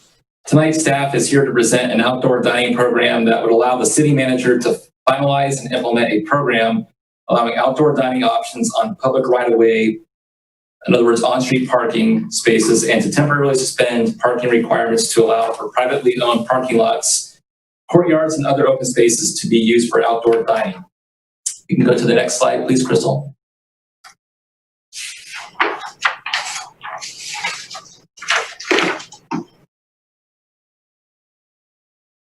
Cool. Perfect. Tonight, staff will present the background, program overview, policy considerations, and a recommendation for the outdoor dining program. And then to our next slide, Crystal. Just a bit of background. On June 9th, City Council voted to approve a resolution that reinstituted the Sidewalk Cafe outdoor program and directed staff to consider street closures and parklets to allow local restaurants the opportunity to utilize adjoining private or public outdoor space to allow for additional seating capacity as a result of the social distancing requirements of the COVID-19 pandemic. Staff has continued to develop the sidewalk dining program to include on-street parking and private parking lots. Use of public right-of-ways. In order to assist restaurants in the downtown and citywide, city staff in cooperation with the Downtown Vacaville Business Improvement District and the Vacaville Chamber of Commerce have developed an outdoor dining program that utilizes the existing public right-of-ways. This program would allow the temporary use of city-owned sidewalks and parking stalls for outdoor dining. This program would allow outdoor dining 7 days a week during normal business hours. Use of private sidewalks and parking lots are also part of this program. In order to assist restaurants citywide, the proposed program would temporarily suspend the city's retail center parking regulations in order to allow retail centers to utilize portions of their private parking lots for outdoor dining, car hop dining, and takeout. The expectation is that all retail centers and businesses with private parking lots could participate in the outdoor dining program. City planning staff has worked to identify policies to allow the usage of private retail center parking lots for outdoor dining. As retail centers are private property, no city action is required to allow the use of their private sidewalks or parking spaces. However, by reducing the number of parking spaces in a parking lot, that potentially challenges city code. Therefore, City Council approval to temporarily suspend certain private parking lot code requirements would be required. It's also important to note that tenants who apply for the program must get permission from the property manager or the property owner of a shopping center. The city has actually been involved with outreach efforts. The city has worked closely with the Downtown Vacaville Business Improvement District and the Chamber of Commerce in identifying possible participants. The bid sent a survey out seeking restaurant participation, while city staff has talked to restaurants and property managers to gauge interest. The bid and the city also called several restaurants. Many downtown restaurants are in fact interested in outdoor dining. A few establishments confirmed their participation in the program and indicated that a full street closure would not be necessary 7 days a week, but suggested that weekend closures may be beneficial. The City Council asked staff to explore possible street closures as an option for outdoor dining, and based on staff analysis, the recommendation is that full street closures are not warranted on the confirmed participation of downtown, based on the confirmed participation of downtown restaurants.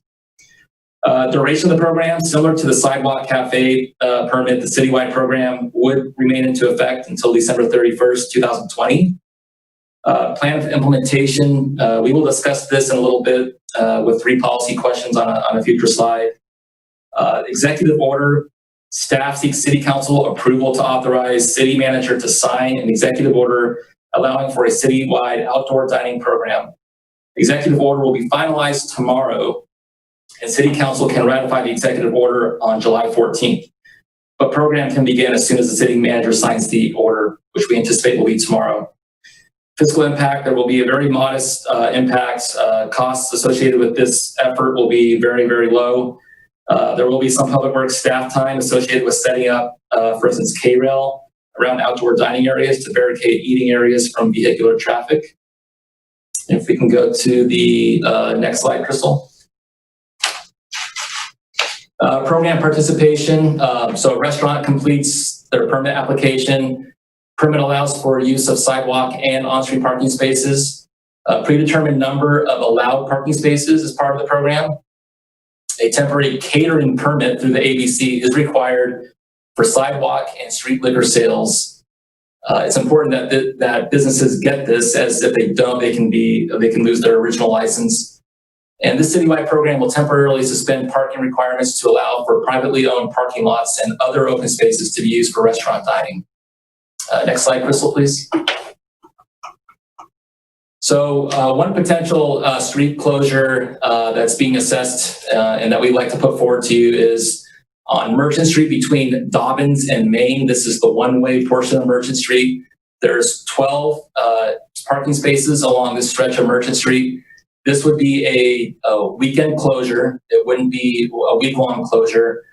Based on interactions with the businesses on Merchant in this section of Merchant Street, they would welcome a weekend closure. This would be kind of not only a business or a restaurant setting, but perhaps a communal kind of environment where residents of Vacaville could actually sit on the weekend, enjoy maybe a cup of coffee outdoors, enjoy downtown Vacaville. So there's been a lot of support from businesses on this front. Next slide, Crystal.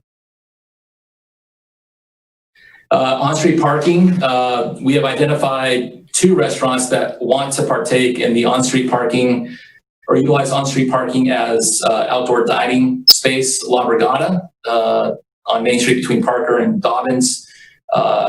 They would like to get outdoor seating in addition to El Patron, also on Main Street. So these are the 2 businesses that would likely be the kind of the guinea pigs, if you will, as far as installing K-rail around, whether it's 3 or 5 stalls around those parking spaces to allow for outdoor dining. Next slide, Crystal. So outdoor dining policy questions that we'd like to pose to the City Council tonight. First, does the City Council agree and authorize the use of on-street parking in support of the proposed outdoor dining program? The second question is, should city encroachment permit fees be waived for restaurants who would like to participate in the proposed outdoor dining program? And then our final question this evening would be, would the City Council support the partial closure of Merchant Street between Main Street and Dobbins on the weekends in support of the proposed outdoor dining program? Next slide, Crystal. Our outdoor dining program recommendation to you this evening: by simple motion, authorize the City Manager to finalize and implement a program allowing outdoor dining options on the public right-of-way, and to temporarily suspend parking requirements to allow for privately owned parking lots, courtyards, and other open spaces to be used for restaurant dining. Next slide, please, Crystal. And with that, I'm happy to entertain any questions that Council might have this evening.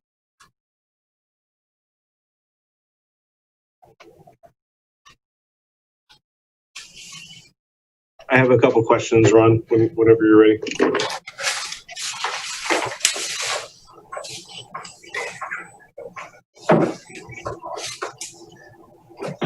I'm sorry, I had my mute on.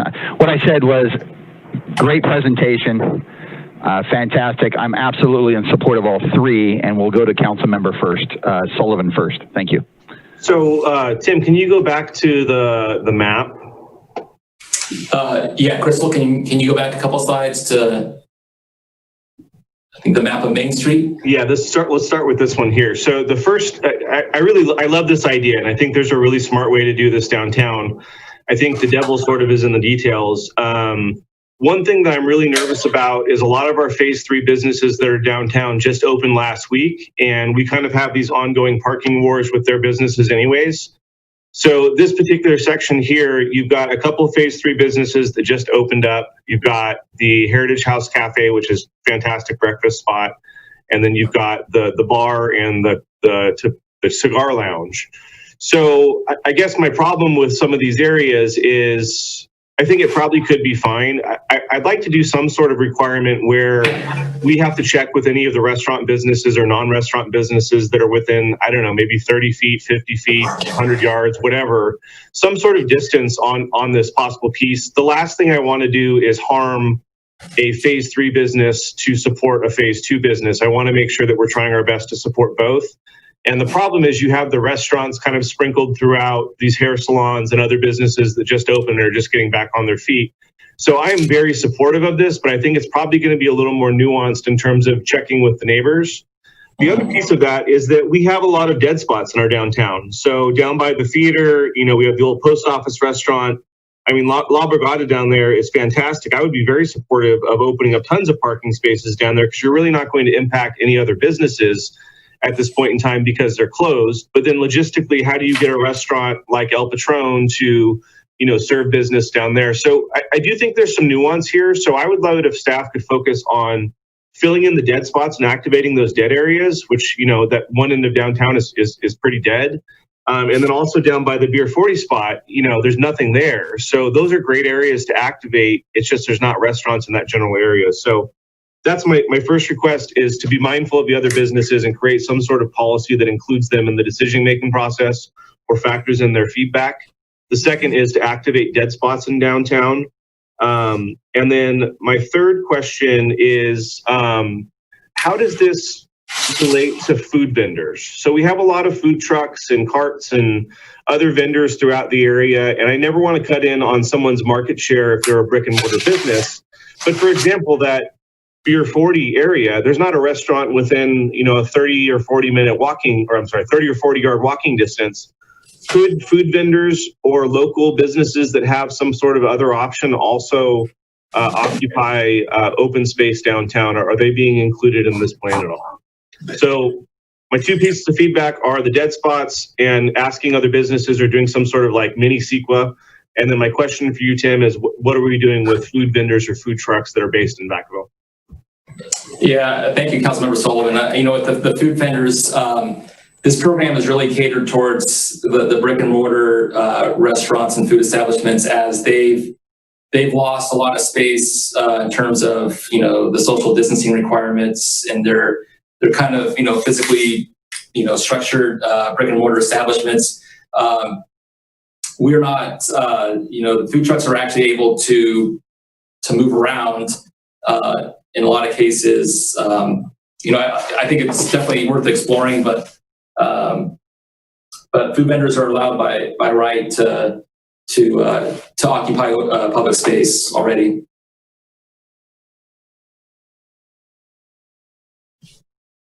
I have a couple comments, if that's all right.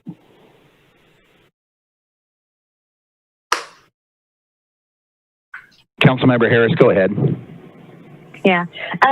I would just like to say that I appreciate the policy considerations. I'm in agreement with them.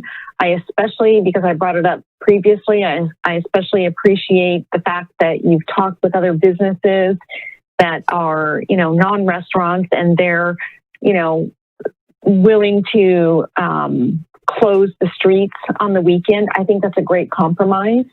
I appreciate all the work staff has done on this, and I am in full support of moving forward with it. Thank you. Thank you, Councilmember Harris. Any other council members want to speak on this item? Mashburn. Councilmember Mashburn, go ahead. Yes, I want to thank staff. They put a lot of work into this. I want to thank the chamber. They put a lot of work into this. It looks great.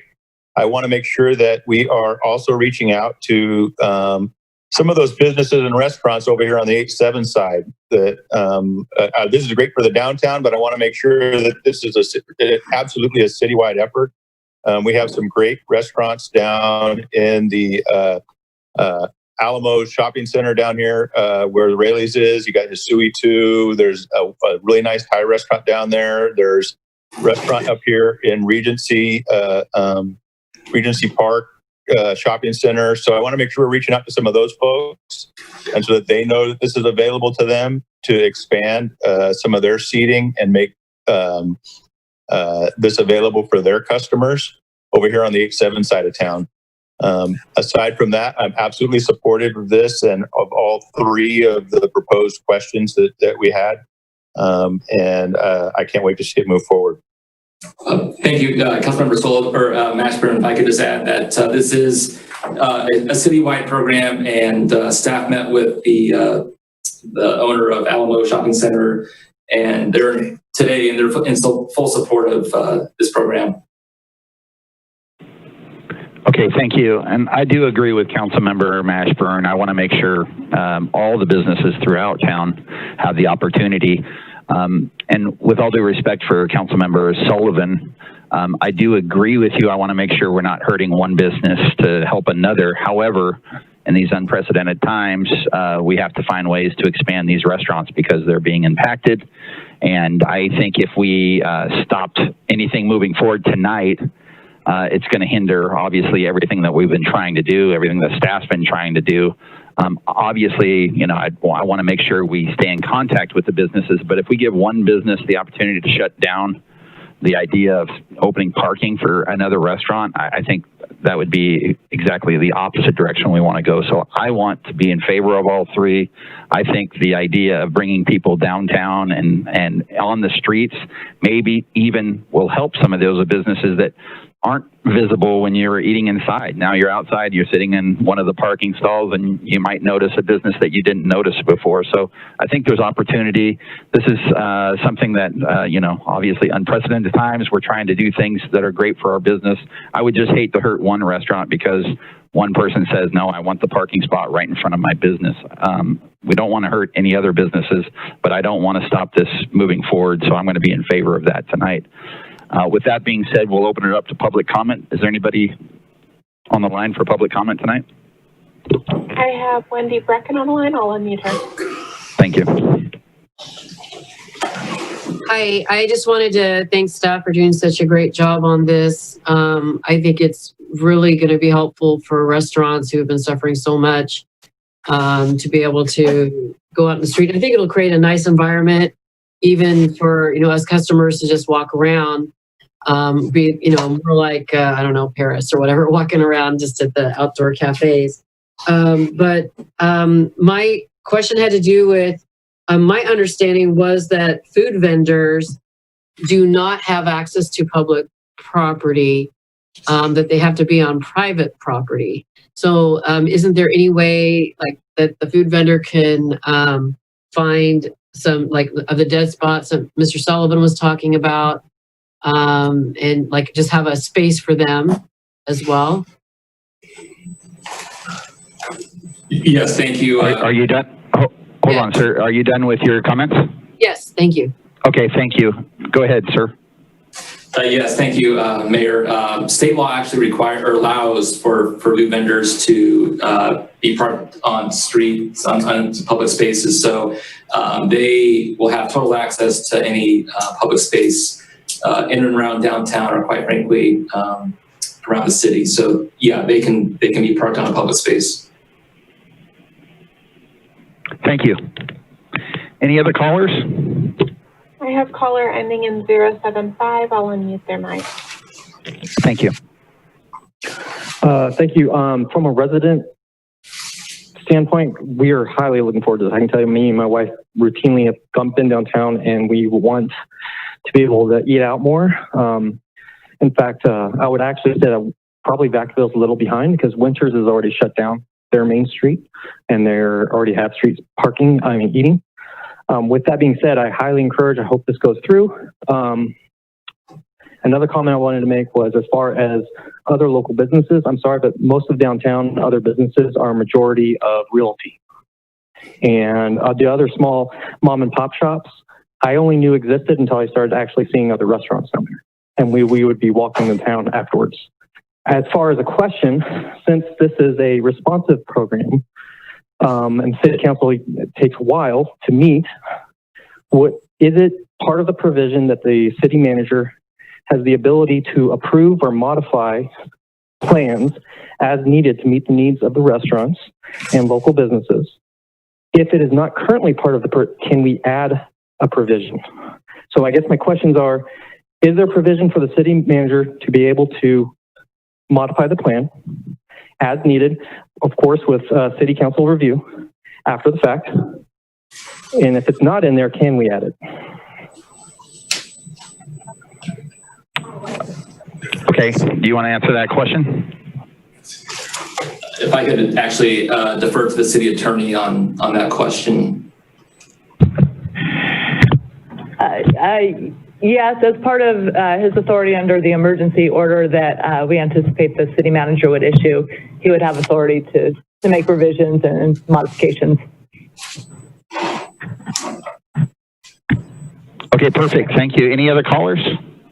I have Brooke Fox on the line. I'll open her mic. Good evening.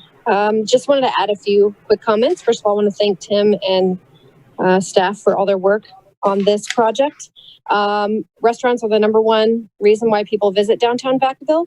We have almost 30 of them in the district, so exciting to be able to help them through this time by expanding their footprint. Many of them are operating at 1/3 of their usual capacity, so this will be a wanted help.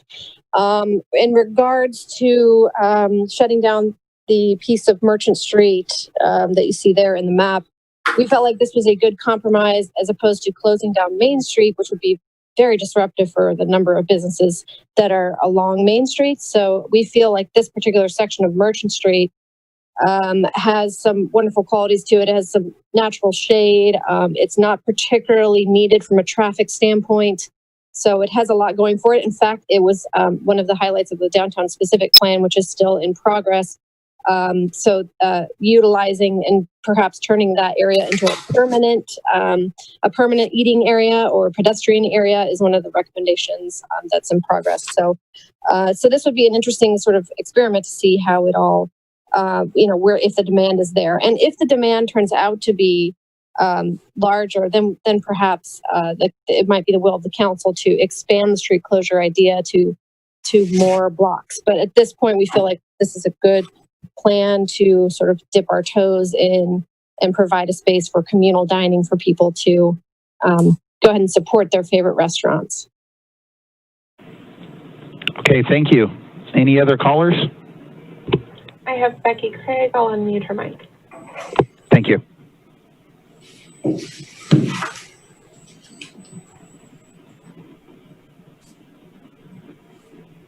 Hi, Becky, are you there? Yes. There you are. We can hear you. Go ahead.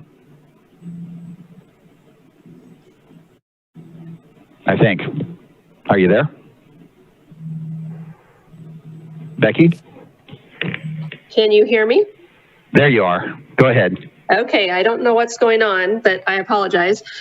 I want to thank Tim and Brooke for working on this. We've been having regular meetings the last few weeks to discuss this, and I appreciate their willingness to talk beyond the downtown Vacaville area. While that is a significant draw for the restaurants and to be able to accommodate larger clientele, this is a citywide issue, and frankly, much larger than a citywide issue. But to be able to accommodate our restaurants throughout the city, this will be a very large step to allow them to bring back additional employees and customers.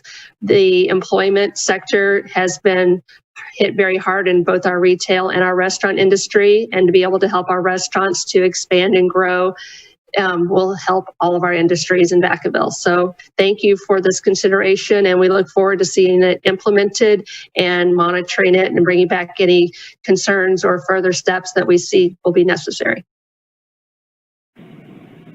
Thank you very much, Becky. We appreciate you and the Chamber of Commerce. Anyone else on the line? I see no hands.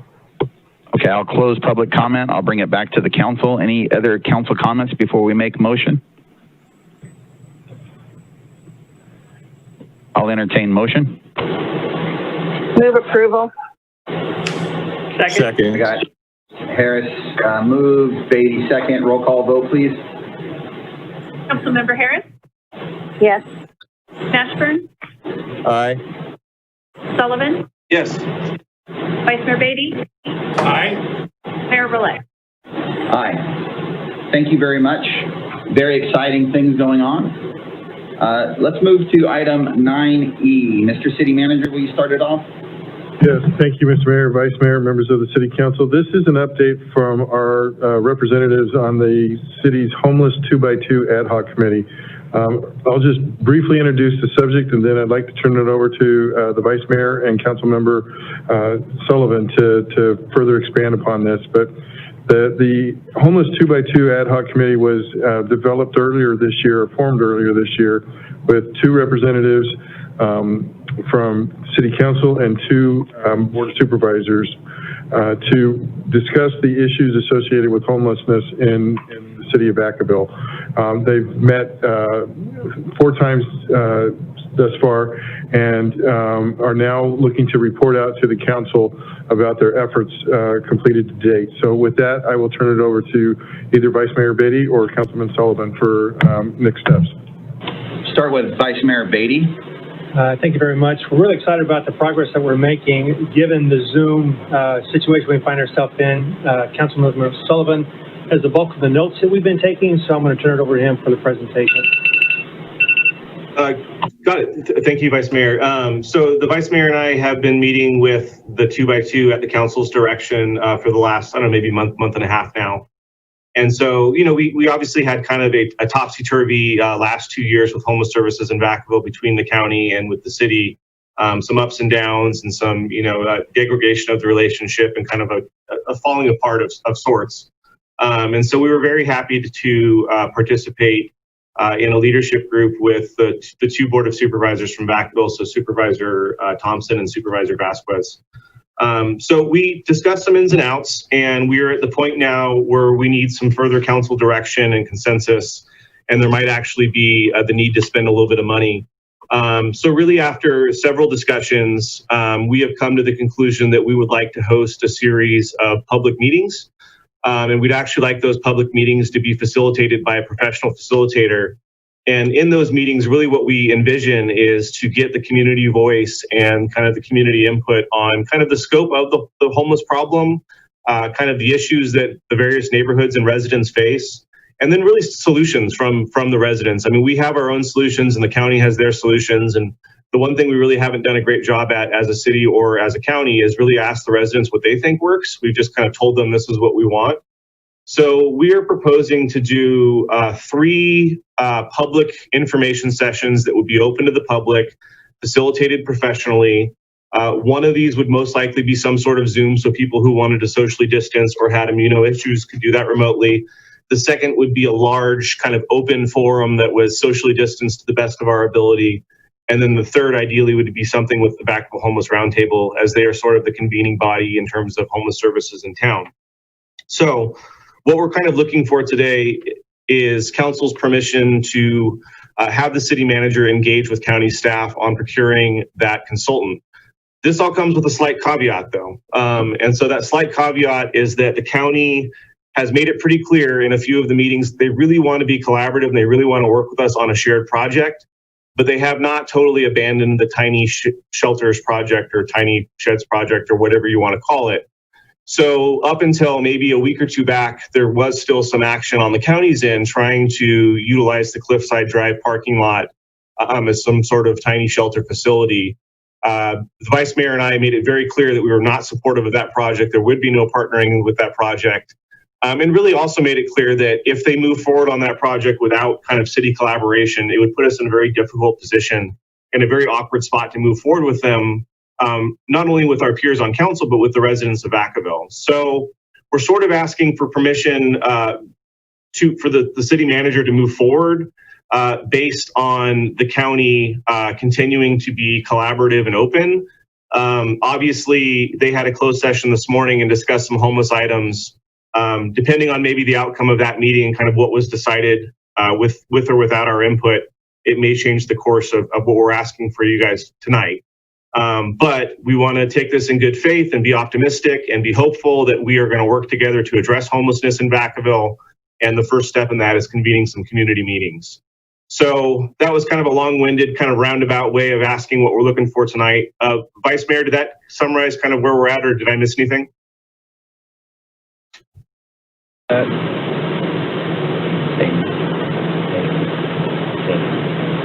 It was extremely clear. Thank you very much for that presentation.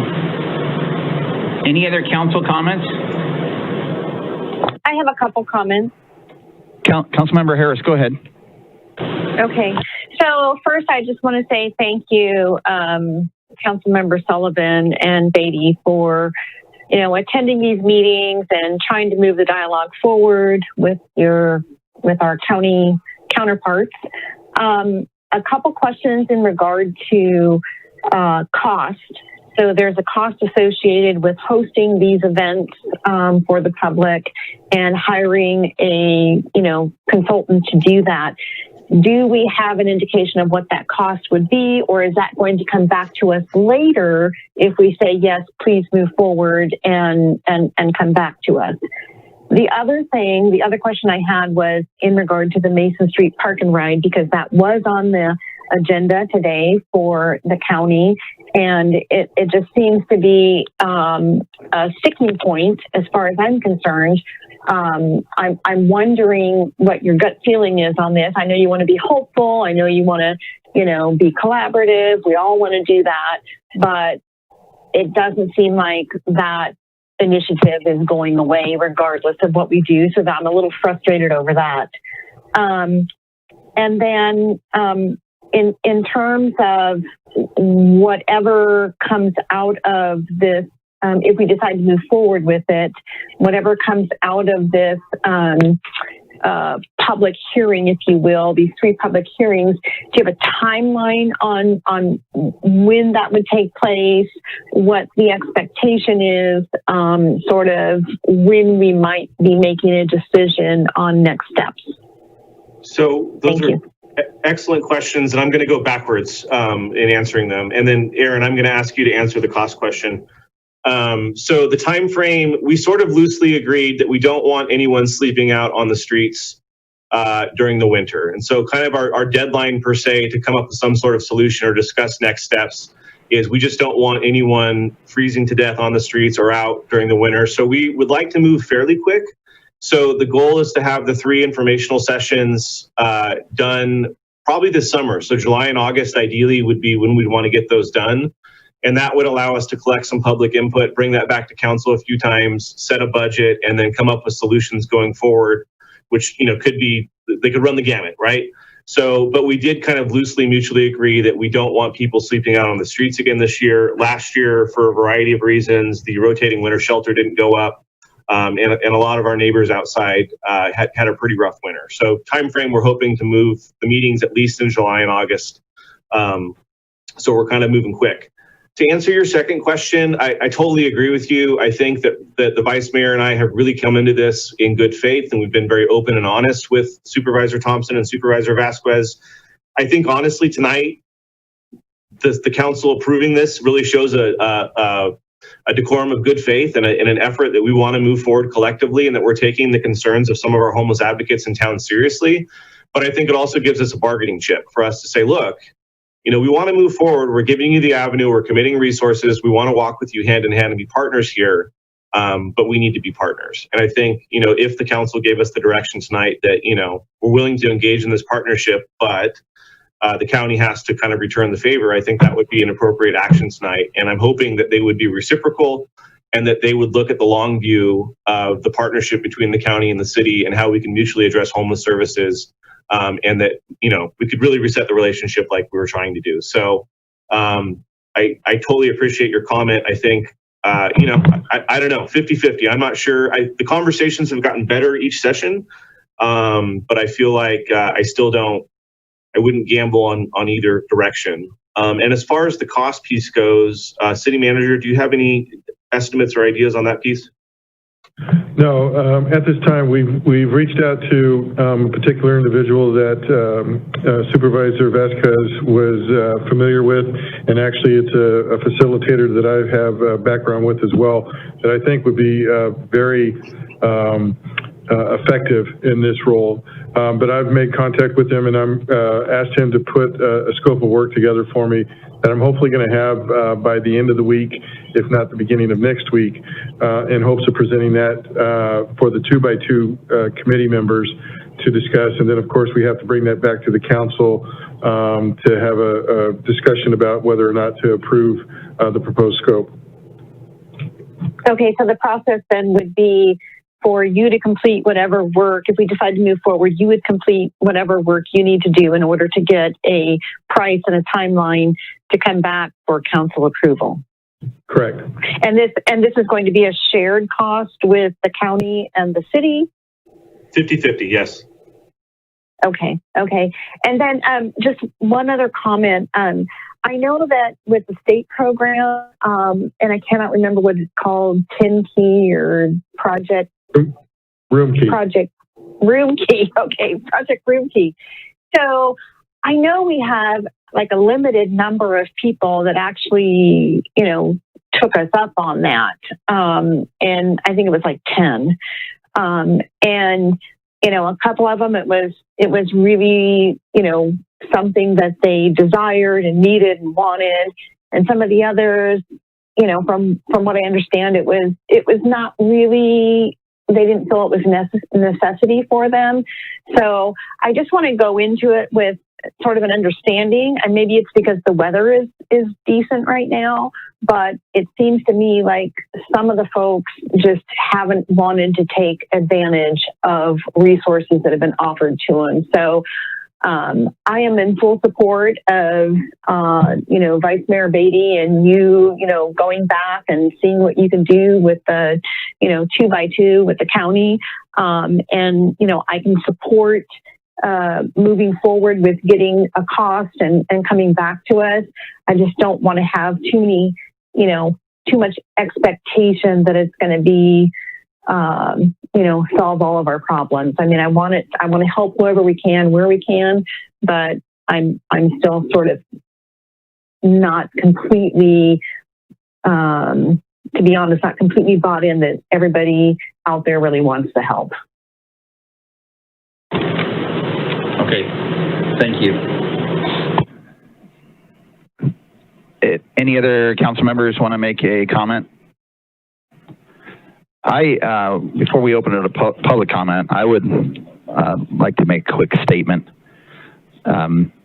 We have, I think, bent over backwards trying to work with the county. We've been going on well over a year, and we've done many closed sessions. We've done 2 open sessions.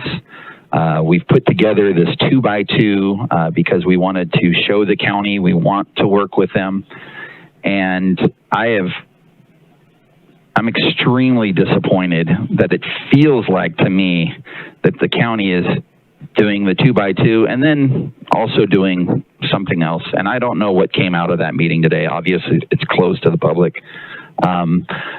But it feels like it's a stab in the back for everything that we're trying to work on. And I do want to continue to work with them, and I still want to get to a solution. However, if they're working on something else while we're trying to work with them, it feels disingenuous that they're even bought into this 2x2. And I want to applaud Vice Mayor Beatty, and I want to applaud Councilmember Sullivan. You guys are doing a fantastic job. I appreciate that you stepped up, took more meetings on, are doing all this extra.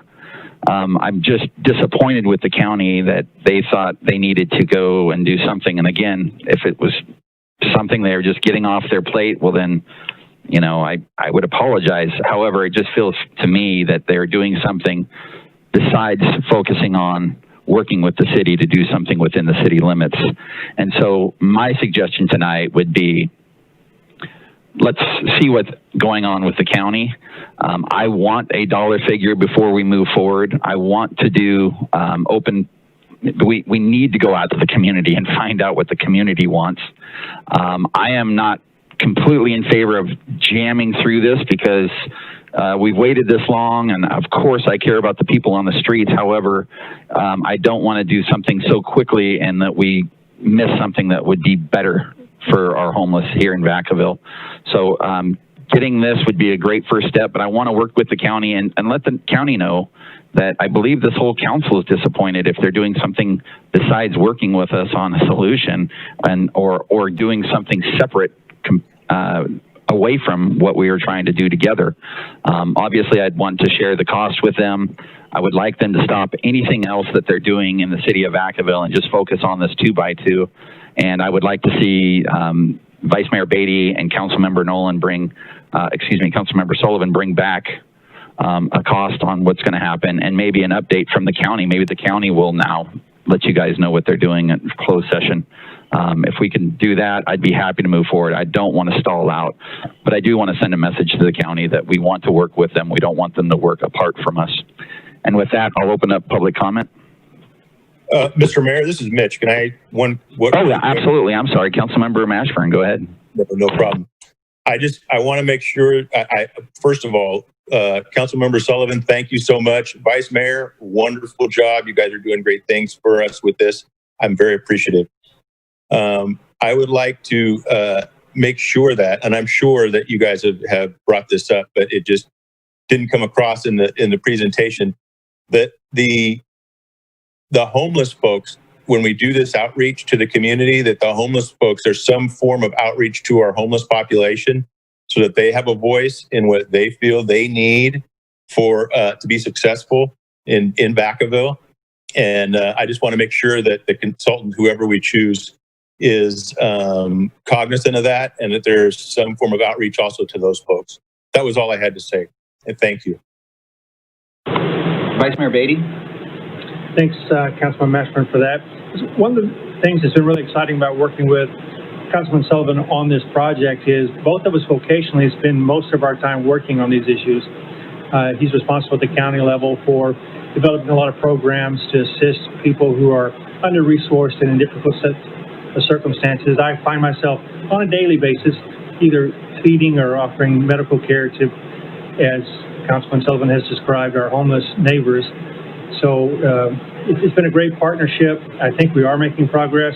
And as the mayor stated, it's really important that the county continues to be true to their word in this process and what they're interested in as we reach out to the community and get an assessment of what the community is interested in doing to take care of the homeless in our community. All right, thank you, Vice Mayor. I appreciate the words. Now we'll open it up public comment. Do we have any public comment? We're ending in 075. I'll open their mic. Thank you. Good evening. I would strongly recommend that the city council tread carefully or not even participate with the county. Supervisor Skip Thompson has provided the grant loan application to the public months ago prior to COVID. He's been evidence to his actions, or the county's, is a early 2000 grant application to build a county services building near Depot Street, which would provide social services and potential homeless shelters. He has now been using that for, now we're going on 18 years, and that Vacaville has gone back on promises to build tiny sheds. When you review the previous grant application, that is not in there. And yet, he's been holding on to that for this long, and now he's having closed door meetings.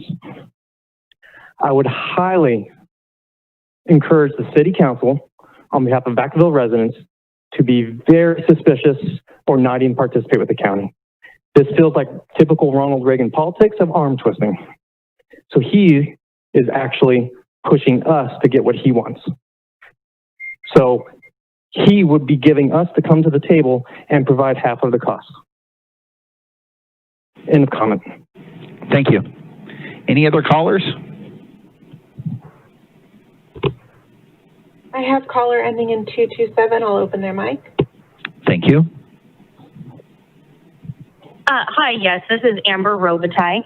I'm calling in regards to this issue. Many in the community know that I was a big opposing force in the tiny shelter project on Brown Street. It sounds like the county, in regards to Supervisor Skip Thompson's tiny shed project, that he's still wanting to go through with it.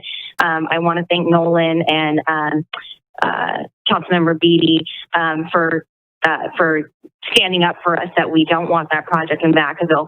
But what I would be weary on is a 50-50 split of costs for something that I believe it should be the city of Vacaville's decision on what happens in regards to housing our homeless and helping our homeless individuals on the street. We're doing a great job. We have several community programs now. We have the Opportunity House that always is in need of funding. I think it's a great program that we should continue to fund.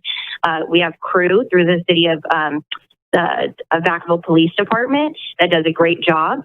I'm strongly against, I would say, going 50-50 with the county. They haven't been transparent in past projects. It's kind of like they've been trying to have the city of Vacaville go with whatever the county wants to do. And it should be the city of Vacaville's decision as to what projects and what spending and funds happen here. They should be playing a supportive role and not trying to lead the charge. It should be what we want, not what Supervisor Skip Thompson wants and what he feels that we need. I also, this ending, would strongly advise against anybody as far as a facilitator that Supervisor Thompson recommends or suggests, that it needs to be somebody that's truly neutral party and that is going to be looking on the interests of both the county and the city. But again, I would be in support of the city taking the leadership role in this and the county just being supportive, playing the supportive role. Thank you. Thank you. Any other callers? I have a caller ending in 211. I'll unmute their mic. Hi, this is Alicia Minion. And Mayor Rowlett, when you indicated that the county is possibly planning something else that's sort of unknown, and it reminded me that on Brown Street, the two parcels that are owned by the county, I was wondering if anyone has heard what the county plans to build on those two parcels. Back in January, there was a county meeting, and during that meeting, there was, I think, $200,000 approved by the Board of Supervisors to hire a consultant to do something with that land. And I was wondering if anybody knows what's planned on that. And then number two, I'm actually a little bit confused about what is the certainty with the Tough Shed program? Is that something that is definitively going to happen? And with regard to the sharing of the funding, is the city going to be sharing in the funding of any Tough Shed project? It was my understanding that the nonprofit that is administering the Tough Shed program already had funding. Thank you.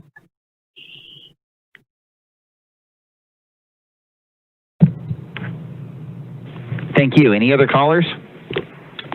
I have no additional hands. Thank you very much.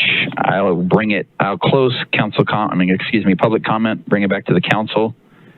And we gave direction. Does anybody else want to add in before we move to the next item?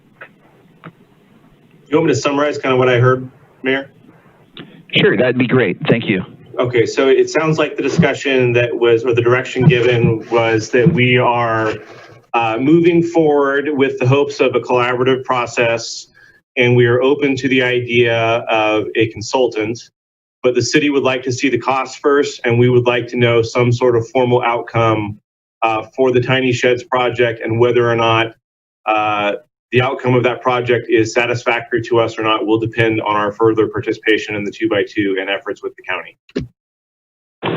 perfect. That sums it up for me. And obviously, I'm going to reiterate, I hope that you and Vice Mayor Beatty take the message from the council. Obviously, we're very concerned that they're not just working with us. And I hope you bring that message back to them. So I appreciate everything, again, what you guys are doing.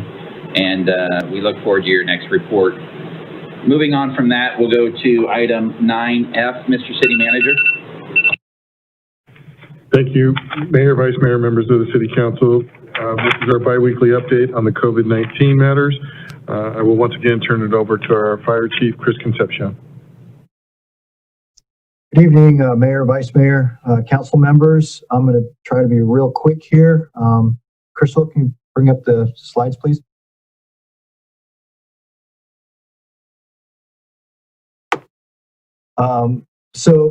Just want to start with the latest, next slide, please, Crystal.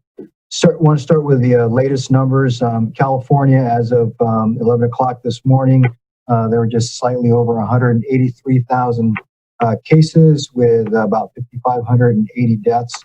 Specifically here in Solano County, as of 4:30 this afternoon, we surpassed 1,000 cases. We're at 1,020 cases. This is an increase of about 410 cases in the last 2 weeks since our last update. There are actually 221 active cases going on here in Solano County, with 22 of those cases being hospitalized, and we are at 23 deaths. Specifically in city of Vacaville, there are 138 cases. So I want to talk about that increase there. As far as Solano County, with the increase of 410 cases, and I'm talking specifically about Solano County because there's a lot of rhetoric about the increased amount of testing that's going on across the country. But specifically here in Solano County, in the last 2 weeks since our last update, there have been over 11,000 people that have been tested. And the number of positives with prior to 2 weeks ago was just slightly higher, a higher percentage than what it has been in the last 2 weeks. And the reason for maybe some of the reason for that is now that we've got a lot of testing going on in the county, and we are actually testing people whether they're symptomatic or asymptomatic. So that's the reason for that. Going ahead to the next slide, please. So while waiting for that, there's actually just a couple of big changes. The big change that happened was at last Thursday's noon conference, the governor mandated face coverings in all public spaces. And this is not inclusive of all the times that face coverings are required now, but the main time is any time any member of the public is inside of or in line to enter an indoor public space, they have to have face coverings on. So we're talking about stores, restaurants, and the like, or if they're waiting for or riding in public transportation, and that includes any kind of ride-sharing services like Uber or Lyft. And then people are supposed to be wearing masks in public spaces when they are not able to distance themselves sufficiently from other people that are not members of the same family. And then the other thing that was part of good news is beginning July 19th, we were able to move further into stage 3, which included personal care services like nail salons, massage services, skin care, and cosmetology services, as well as tattoo parlors. Next slide, please. So really the last few things that are still not allowed are large gatherings of 10 people or more that are not the same family. And then all of these things here listed, and all of the things that are listed that you see here, and I won't read them all in the interest of time, really belong in stage 4, which we are not close to entering quite yet, according to the governor's state plan. Next slide, please. In the city of Vacaville, as we've been allowed to open a few things and been monitoring the situation closely, the Graham Aquatic Center was a big thing that we were going back and forth between the county and the state, trying to figure out can we not open it. Finally, we got the answer that we can reopen the Graham Aquatic Center. So we are doing a phased reopening. I think Vacaville Swim Club is beginning, I believe, tomorrow. And then beginning next Monday, the noon lap swim is going to be available. And then on July 6th, the next Monday, morning, noon, and evening lap swim is going to be available. And then July 13th we'll reopen it for water aerobics. Lap swim right now will be limited to 45-minute sessions so that they can sanitize between sessions and maintain the physical distancing that's still required by the state. We are also continuing with a new state mandate. We're starting to receive a few more complaints from members of the public about whether other members of the public are not wearing masks when they're supposed to out in public, or if a business is not mandating that masks be worn. When we receive the complaints that there are businesses where they are supposed to be, as part of their guidelines, are supposed to be wearing a mask, we go out, our code enforcement folks go out there and do our education and engagement efforts. And then I'm glad that Scott Pardini from Recology, as well as Brian and we're from Public Works, we're here to answer the reopening of the Davis Street recycling, because you had questions that I wouldn't have been able to answer. But just to reiterate, that is going to begin. The recycling center is going to reopen on July 1st. Hours of operation are Tuesday through Saturday, 9 a.m. to 3 p.m. And then as far as the household hazardous waste collection, that's going to be on Saturdays and Sundays beginning July 4th, Sunday, July 5th, all the way through October 4th to make up for those lost Saturdays because of COVID. And then the last thing that I have here, and we're going to ask you for your direction. I have a recommendation, but ask for the council's direction on this, is our creek walk events, as popular as they just are not allowed by the state's plan yet, or the county's plan yet. And we have already canceled everything through the end of July. I know there are still some events that are scheduled in the month of August, but we just wanted to get direction from you. My recommendation is, because large group gatherings like this are going to be in stage 4, and we just don't have a timeline yet from either the county or the state as to when this is going to be allowed. But I'm going to recommend that I don't think we're going to be with August fast approaching. I don't think we're going to be at that point where we can allow these to resume in August. So just wanted to make sure and ask you and get direction from you to make sure that it's okay with the council if we cancel those events in August. And with that concludes my presentation. I'll be happy to answer any questions that you might have. Thank you, Chief, for your presentation. I'll open it up to council comments. Councilmember Harris. Yeah, so Chief, a couple things. So when it comes to the masks, it's a guideline or a mandate? I only ask that because I went to 2 different restaurants since the mandate. One restaurant didn't require a mask going in. The other restaurant did.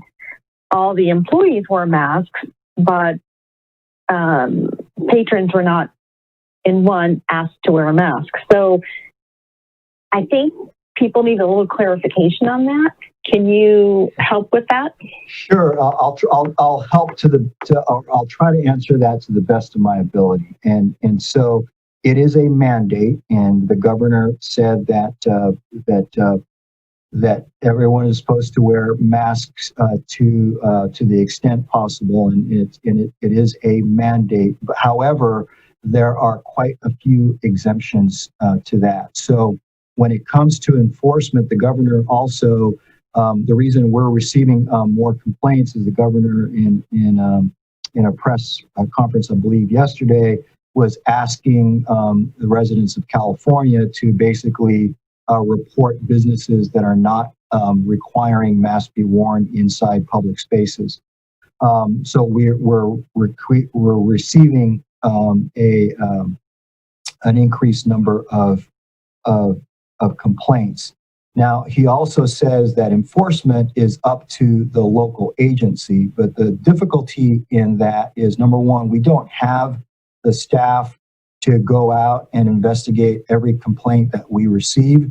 And then the other added difficulty to that, Councilwoman Harris, is the fact that there are so many exemptions, and we can't ask, some of the exemptions are people that are medically, they have a medical situation that precludes them from or prevents them from having to wear a mask in public. They're exempted from wearing a mask, and we're not legally allowed to, because of privacy issues, we're not legally allowed to ask for those. So we don't, number one, we don't have the staff to go out and investigate all of those. And then number two, there are just too many exemptions to efficiently enforce it. But it is a mandate. I know there's kind of a confusing answer, but hopefully that makes a little more sense. Well, and then I guess the question is, because there are exemptions, if there's an exemption and there's this has been posed to me several times over the last week, if there is an exemption and the business is privately owned and they say, we don't care about your exemption, you're not coming in unless you have a mask, how are those situations handled? So because it's a private business, they have the ability to turn people away and not serve those folks.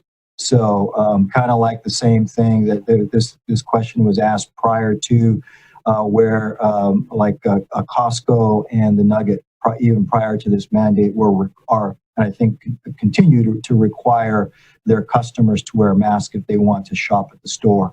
And so they have the ability to turn those customers away.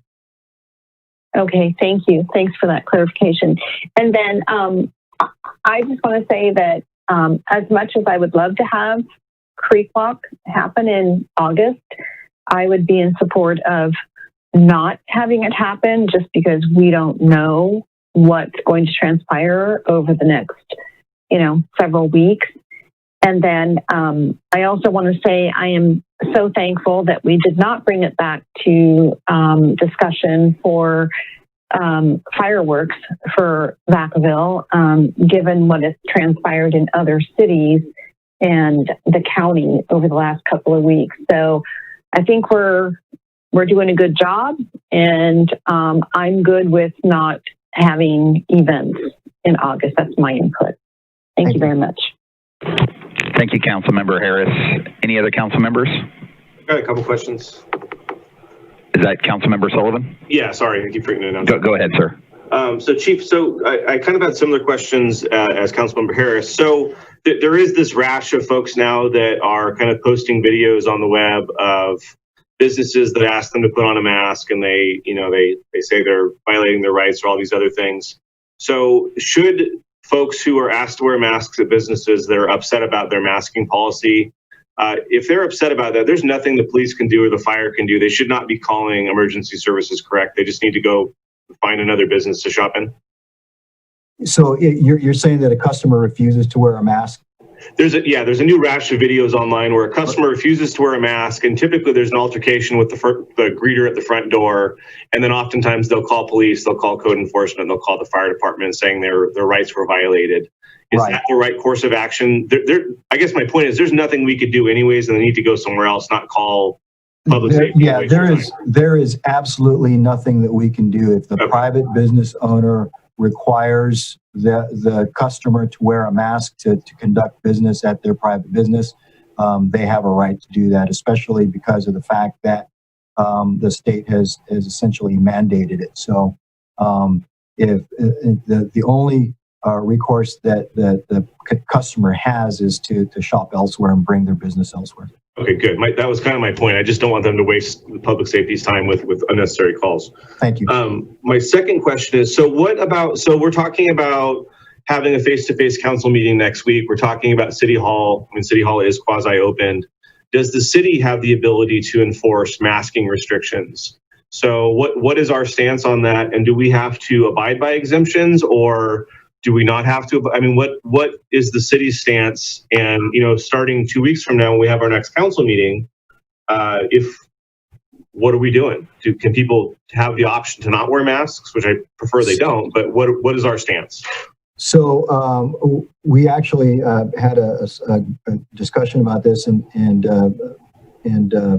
came to some decisions as far as people conducting business. Obviously, as part of the state mandate, we as essentially a business are going to require our customers to wear a mask. Now, we know that there are either those that are going to either one, refuse to wear a mask, or two, have an exemption that they cannot wear a mask. So what we are doing is we are setting up some big signs right at the entrances of City Hall, and we're going to control those. We're going to continue to control those entrances. At those signs, we're going to have, if they didn't bring a mask, we're going to have masks available to them that they can use. If they, number one, either refuse or have an exemption to it, and we're going to ask them to conduct their business by other means, whether it be online or some other means that is not in person, so they don't have to be in City Hall and come face to face with our employees. If we cannot accommodate them that way, then what we are doing in order to protect our employees is we're asking those folks that either refuse to wear a mask or have an exemption from wearing a mask to then call and make an appointment so that we can accommodate them in some way. And it will be at least supervisor level so that we can prepare better, whether we have other means like plexiglass in between us and the customer or something, just to make sure that our employees are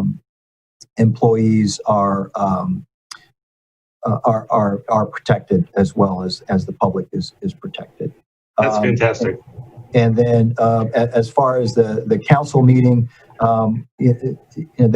we will probably have to make some decisions. We've got a couple of weeks to do that, but we'll make those final decisions and come up with some sort of policy before that time.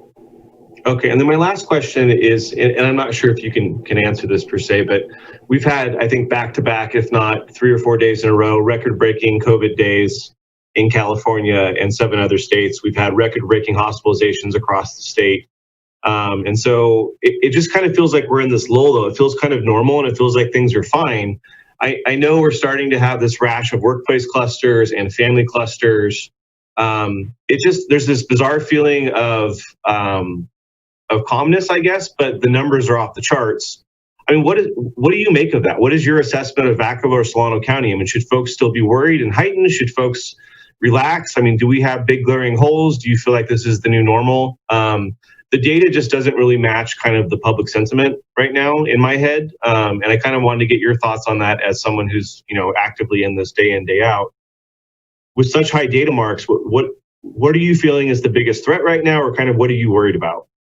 Well, I'm going to preface my answer with the fact that I am not a medical expert by any means. However, it seems like I've been living COVID 24/7 for the last few months, and reading what I've been reading. Now is not the time to relax. And from what I had said earlier, as far as the increase is speaking only from as far as Solano County and from what we've heard from our public health officer. As far as the increase that we've had here in Solano County, it is because of the increase in the amount of testing that we've had, and also we've also had and we've increased it to the point where that you can get tested whether you're symptomatic or asymptomatic, the numbers are not, the differences aren't significant, but I did some math just prior to the meeting, and prior to 2 weeks ago, the positive rate was for the number of positives versus the number of people tested was about 4.2%, and then since then it's down to about 3.7%. Those aren't real significant differences, and our sample numbers here in Solano County are pretty small. But according to our public health officer, the increase in the number of positives we had is largely due to the increase that we've had in the amount of testing. However, the number of hospitalizations was steady for a while, but has increased here in Solano County in the last couple of days. Our ventilators are still showing that we have 91% of them available. But our ICU beds are down to 41% of them available. We currently have 22 people that are hospitalized with active COVID cases. So definitely not the time to relax. And it's a good time to remind residents of Vacaville out there that the best way to prevent COVID is to continue with that, trying to make sure that you maintain that 6 foot physical distancing from members of people that are not members of your family, that you don't normally cohabitate with, and as well as continuing those good hygiene manners. Thank you. All right, thank you. Any other council comments? I had a couple of comments before I open it up to the public. I actually would like to thank Councilmember Sullivan for recognizing that we don't want to tax our police officers with them running around town trying to tell people to put masks on. I don't encourage the city to be utilizing resources to do that.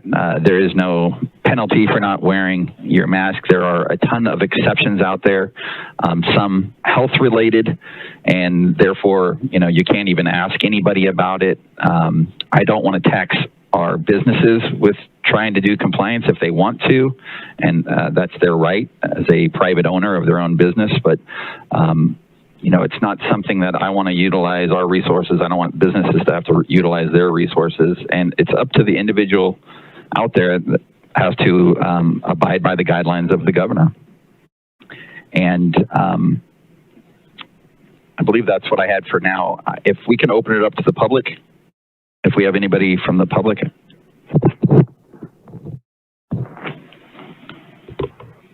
I see no public comment. Okay, I appreciate that. This was just a discussion. There's no action. And if no other council members want to speak on this, well, then we'll move it to item 10. Mr. Mayor? Yes. Mayor, this is just to confirm group consensus about the Creek Walk events. Oh, I'm sorry. Yes, for me, I obviously don't want to cancel, where we are right now. We don't know what's going to happen in August, but I do understand that it takes time to get these things going, and I don't want to waste staff time moving forward, and then we find out, in short, 4 weeks, 5 weeks from now. I would ask the chief, do we have any time between now and next meeting, or do we need a vote tonight? We don't, that's, I don't know if we have anybody from Parks and Rec in the meeting, but but it's really up to them. I mean, we're kind of running out of time as far as the talent is performers are concerned, and so that's our biggest concern. It's the reason why we need to make the call pretty quickly. Okay, understood. Any other council members want to comment? I really hate to shut it down, but I don't want to use our resources and then we can't do it anyway. So I guess I would be fine with moving that. Go ahead, Mashburn. I understand where the chief's coming from about the need to be expedient with it, especially with regard to the performers that we would have. And as much as I would not like to take that away from folks, I see a lot of potential issues with that, with regard to spread and with regard to social distancing. So I don't think I would have a problem with us canceling the August. That's about it. Okay, with that, I think the majority of the council would go ahead and just say, yeah, let's go ahead and cancel August. Obviously, I believe all 5 of us don't want to do it, but with the resources and everything being wasted, if we can't have it anyway. Is that good, Chief? Do you have your... Yeah, that's great. Thank you very much, sir. Okay, thank you very much for the presentation. Mr. City Manager, item 10. I have no reports. Thank you. Okay, and number 11, reports from City Council. Anybody from the City Council tonight want to make any comments? I have 2 quick ones. Sure. Councilmember Sullivan? My first comment is I've gotten quite a bit of email and phone calls for 2 similar but kind of sort of different reasons. So the camouflaging of the tower on Drake's Point, as well as quite a few calls for the Hillcrest neighborhood and some concerns from residents about hikers and garbage and vandalism. And so I'm not really getting like a de-escalation of these contacts. And so I know we've talked a couple times in the past and we felt like the neighborhood's concerns had been sort of addressed, but I'm just based on the number of contacts that I'm getting, I don't think that's the case. So I'm wondering if there's some sort of way staff can convene some sort of session or some sort of Q&A or some sort of way to, whether that's with council, with staff, without us, to convene those 2 respective kind of groups and see what outstanding issues are still out there and see if there is consensus. I think I probably got 4 emails today on the issue and I get a couple of weeks. So I know we kind of put the issue to bed, but I'm wondering if we can give citizens some way, especially those that don't feel like we've met their concerns, to voice their concerns. So I don't know how we do that, but I'd like to do that. And then my second report out was I really appreciated the mayor's opening statement. And I thought it meant a lot. And I really do appreciate and have a lot of faith in our public safety. And I think that there's nothing wrong with trying to constantly improve your operations. There's nothing wrong with constantly trying to get better. And we had some comments tonight from some folks that felt very strongly about the job that our staff do. And I think that's fantastic. And I agree with them on lots of points. But there are, hundreds, if not thousands of people who've been protesting the last couple weekends. And these are our neighbors, and oftentimes our neighbors of color, who have a very different experience in Vacaville. And so I just want to acknowledge that experience and acknowledge the mayor and the police chief for opening that dialogue. Even though we feel safe and sound, there's many in our city who don't. And I think we have to accept that and keep working for excellence and keep working to better that issue. So I appreciate you, Mayor, pulling that together. And I'm looking forward to hearing, the community voice and making sure that all residents, whatever neighborhood, whatever color of their skin, they feel comfortable and they feel heard. And so I just appreciate you putting that session on. That's all I got. I have a couple comments.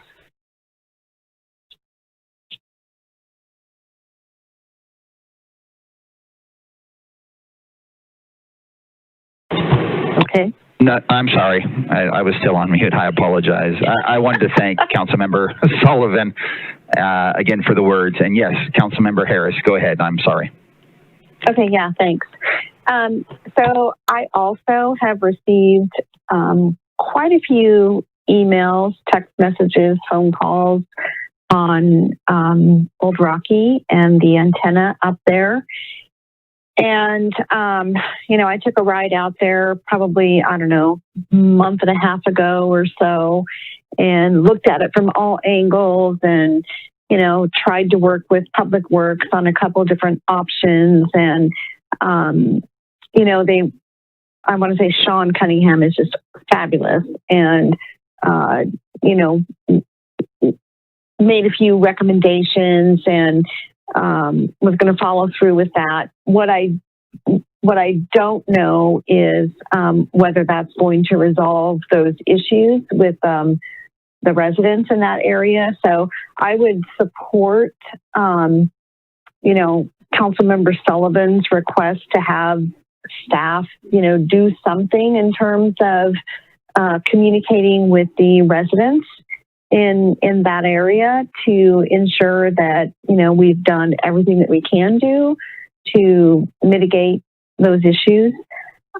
In regard to the community outreach, I think it's incumbent upon all of us to, be participants in that. We represent the city, so anything that moves forward, I would like it to be in a, venue that allows us all to participate. Want to really thank both our police chief and, mayor for, moving this forward. But I think that, when the time's right, we should all be participating in that. Thank you. Thank you. Any other council members' comments? Seeing none, can everybody still hear me? I don't know when I'm muted and when I'm not right now. We can hear you, Mayor. Okay, perfect. Thank you. I appreciate that. I want to comment on obviously the two issues. I believe all 5 of us council members are getting the same emails and texts. My issue with Drake's Point is when it came up to the council, we were all nervous of what this thing was going to look like. We had blow up pictures that made it look like this monstrosity. I live on that side of town. I see it every day. My concern that we've received numerous emails today about a blue light up there. I don't have any issues with, Public Works continuing to work with the folks over there.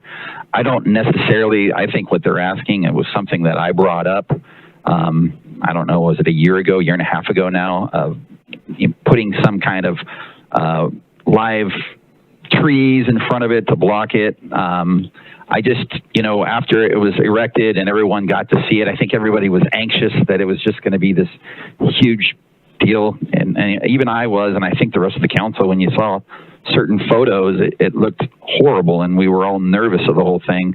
It didn't come out for me, it didn't come out anything like those photos showed. I don't know necessarily if we built a whole wall around it, if it's going to make everyone over there, but I don't have any issues with Sean and his team, continue to listen to the concerns and bring it back to the council if there's something we can do to make everyone, I guess, satisfied with how it looks up there. I don't have any issues with that. With the Hillcrest, I actually live on Hillcrest. I do have a lot of neighbors. It's a circle. I've visited with a lot of the neighbors. The issue came up, and I appreciate Councilmember Sullivan bringing it up tonight. The issue came up during the height of the COVID, right when it hit, everybody was locked in. And if you all remember, everybody ran out and they were exercising with your families and doing things that aren't typical. And somewhere on a website, I think it was Visit Vacaville, it indicated that Hillcrest was an opening to open space. And we did work with Sean and his team in Public Works, did a lot of mitigating to make sure the neighborhood was fine with it. I thank that team because they did a lot of work over there. And as a neighbor, I know that everything's starting to come back to normal. And, you know, we're not seeing the amount of cars over there anymore. And it's, we actually got Visit Vacaville to move the marker up to Vacaville, so people go up Vacaville and go into the open space. So again, I applaud Mr. Cunningham and his team. I have talked to the neighbors. The neighbors seem to be fine. I don't know if somebody's reached out to you, Councilmember Sullivan, specifically, but like I said, I live on the street. I'm engaged with the neighbors. I think we're doing a fantastic job. If Councilmember Sullivan, if you have somebody that's continuing to talk to you about that, I would love for you to get with me and I can try to work with that. But I think we've done a fantastic job. And I'll end it with that. Any other council member comments? Can I get a motion for 12A, payment of claims? So moved. So moved. I got a motion and a second. Can I get a roll call vote? Councilmember Harris, Yes. Sullivan, Yes. Mashburn, Aye. Vice Mayor Beatty, Aye. Mayor Rolette. Aye. Closed session, item 13. There is none tonight. So we'll move to adjourn. Thank you, City Council. Thank you, staff, for everything. Again, fantastic job using the Zoom. And we look forward to seeing, hopefully, everyone next month. Good night, Vacaville.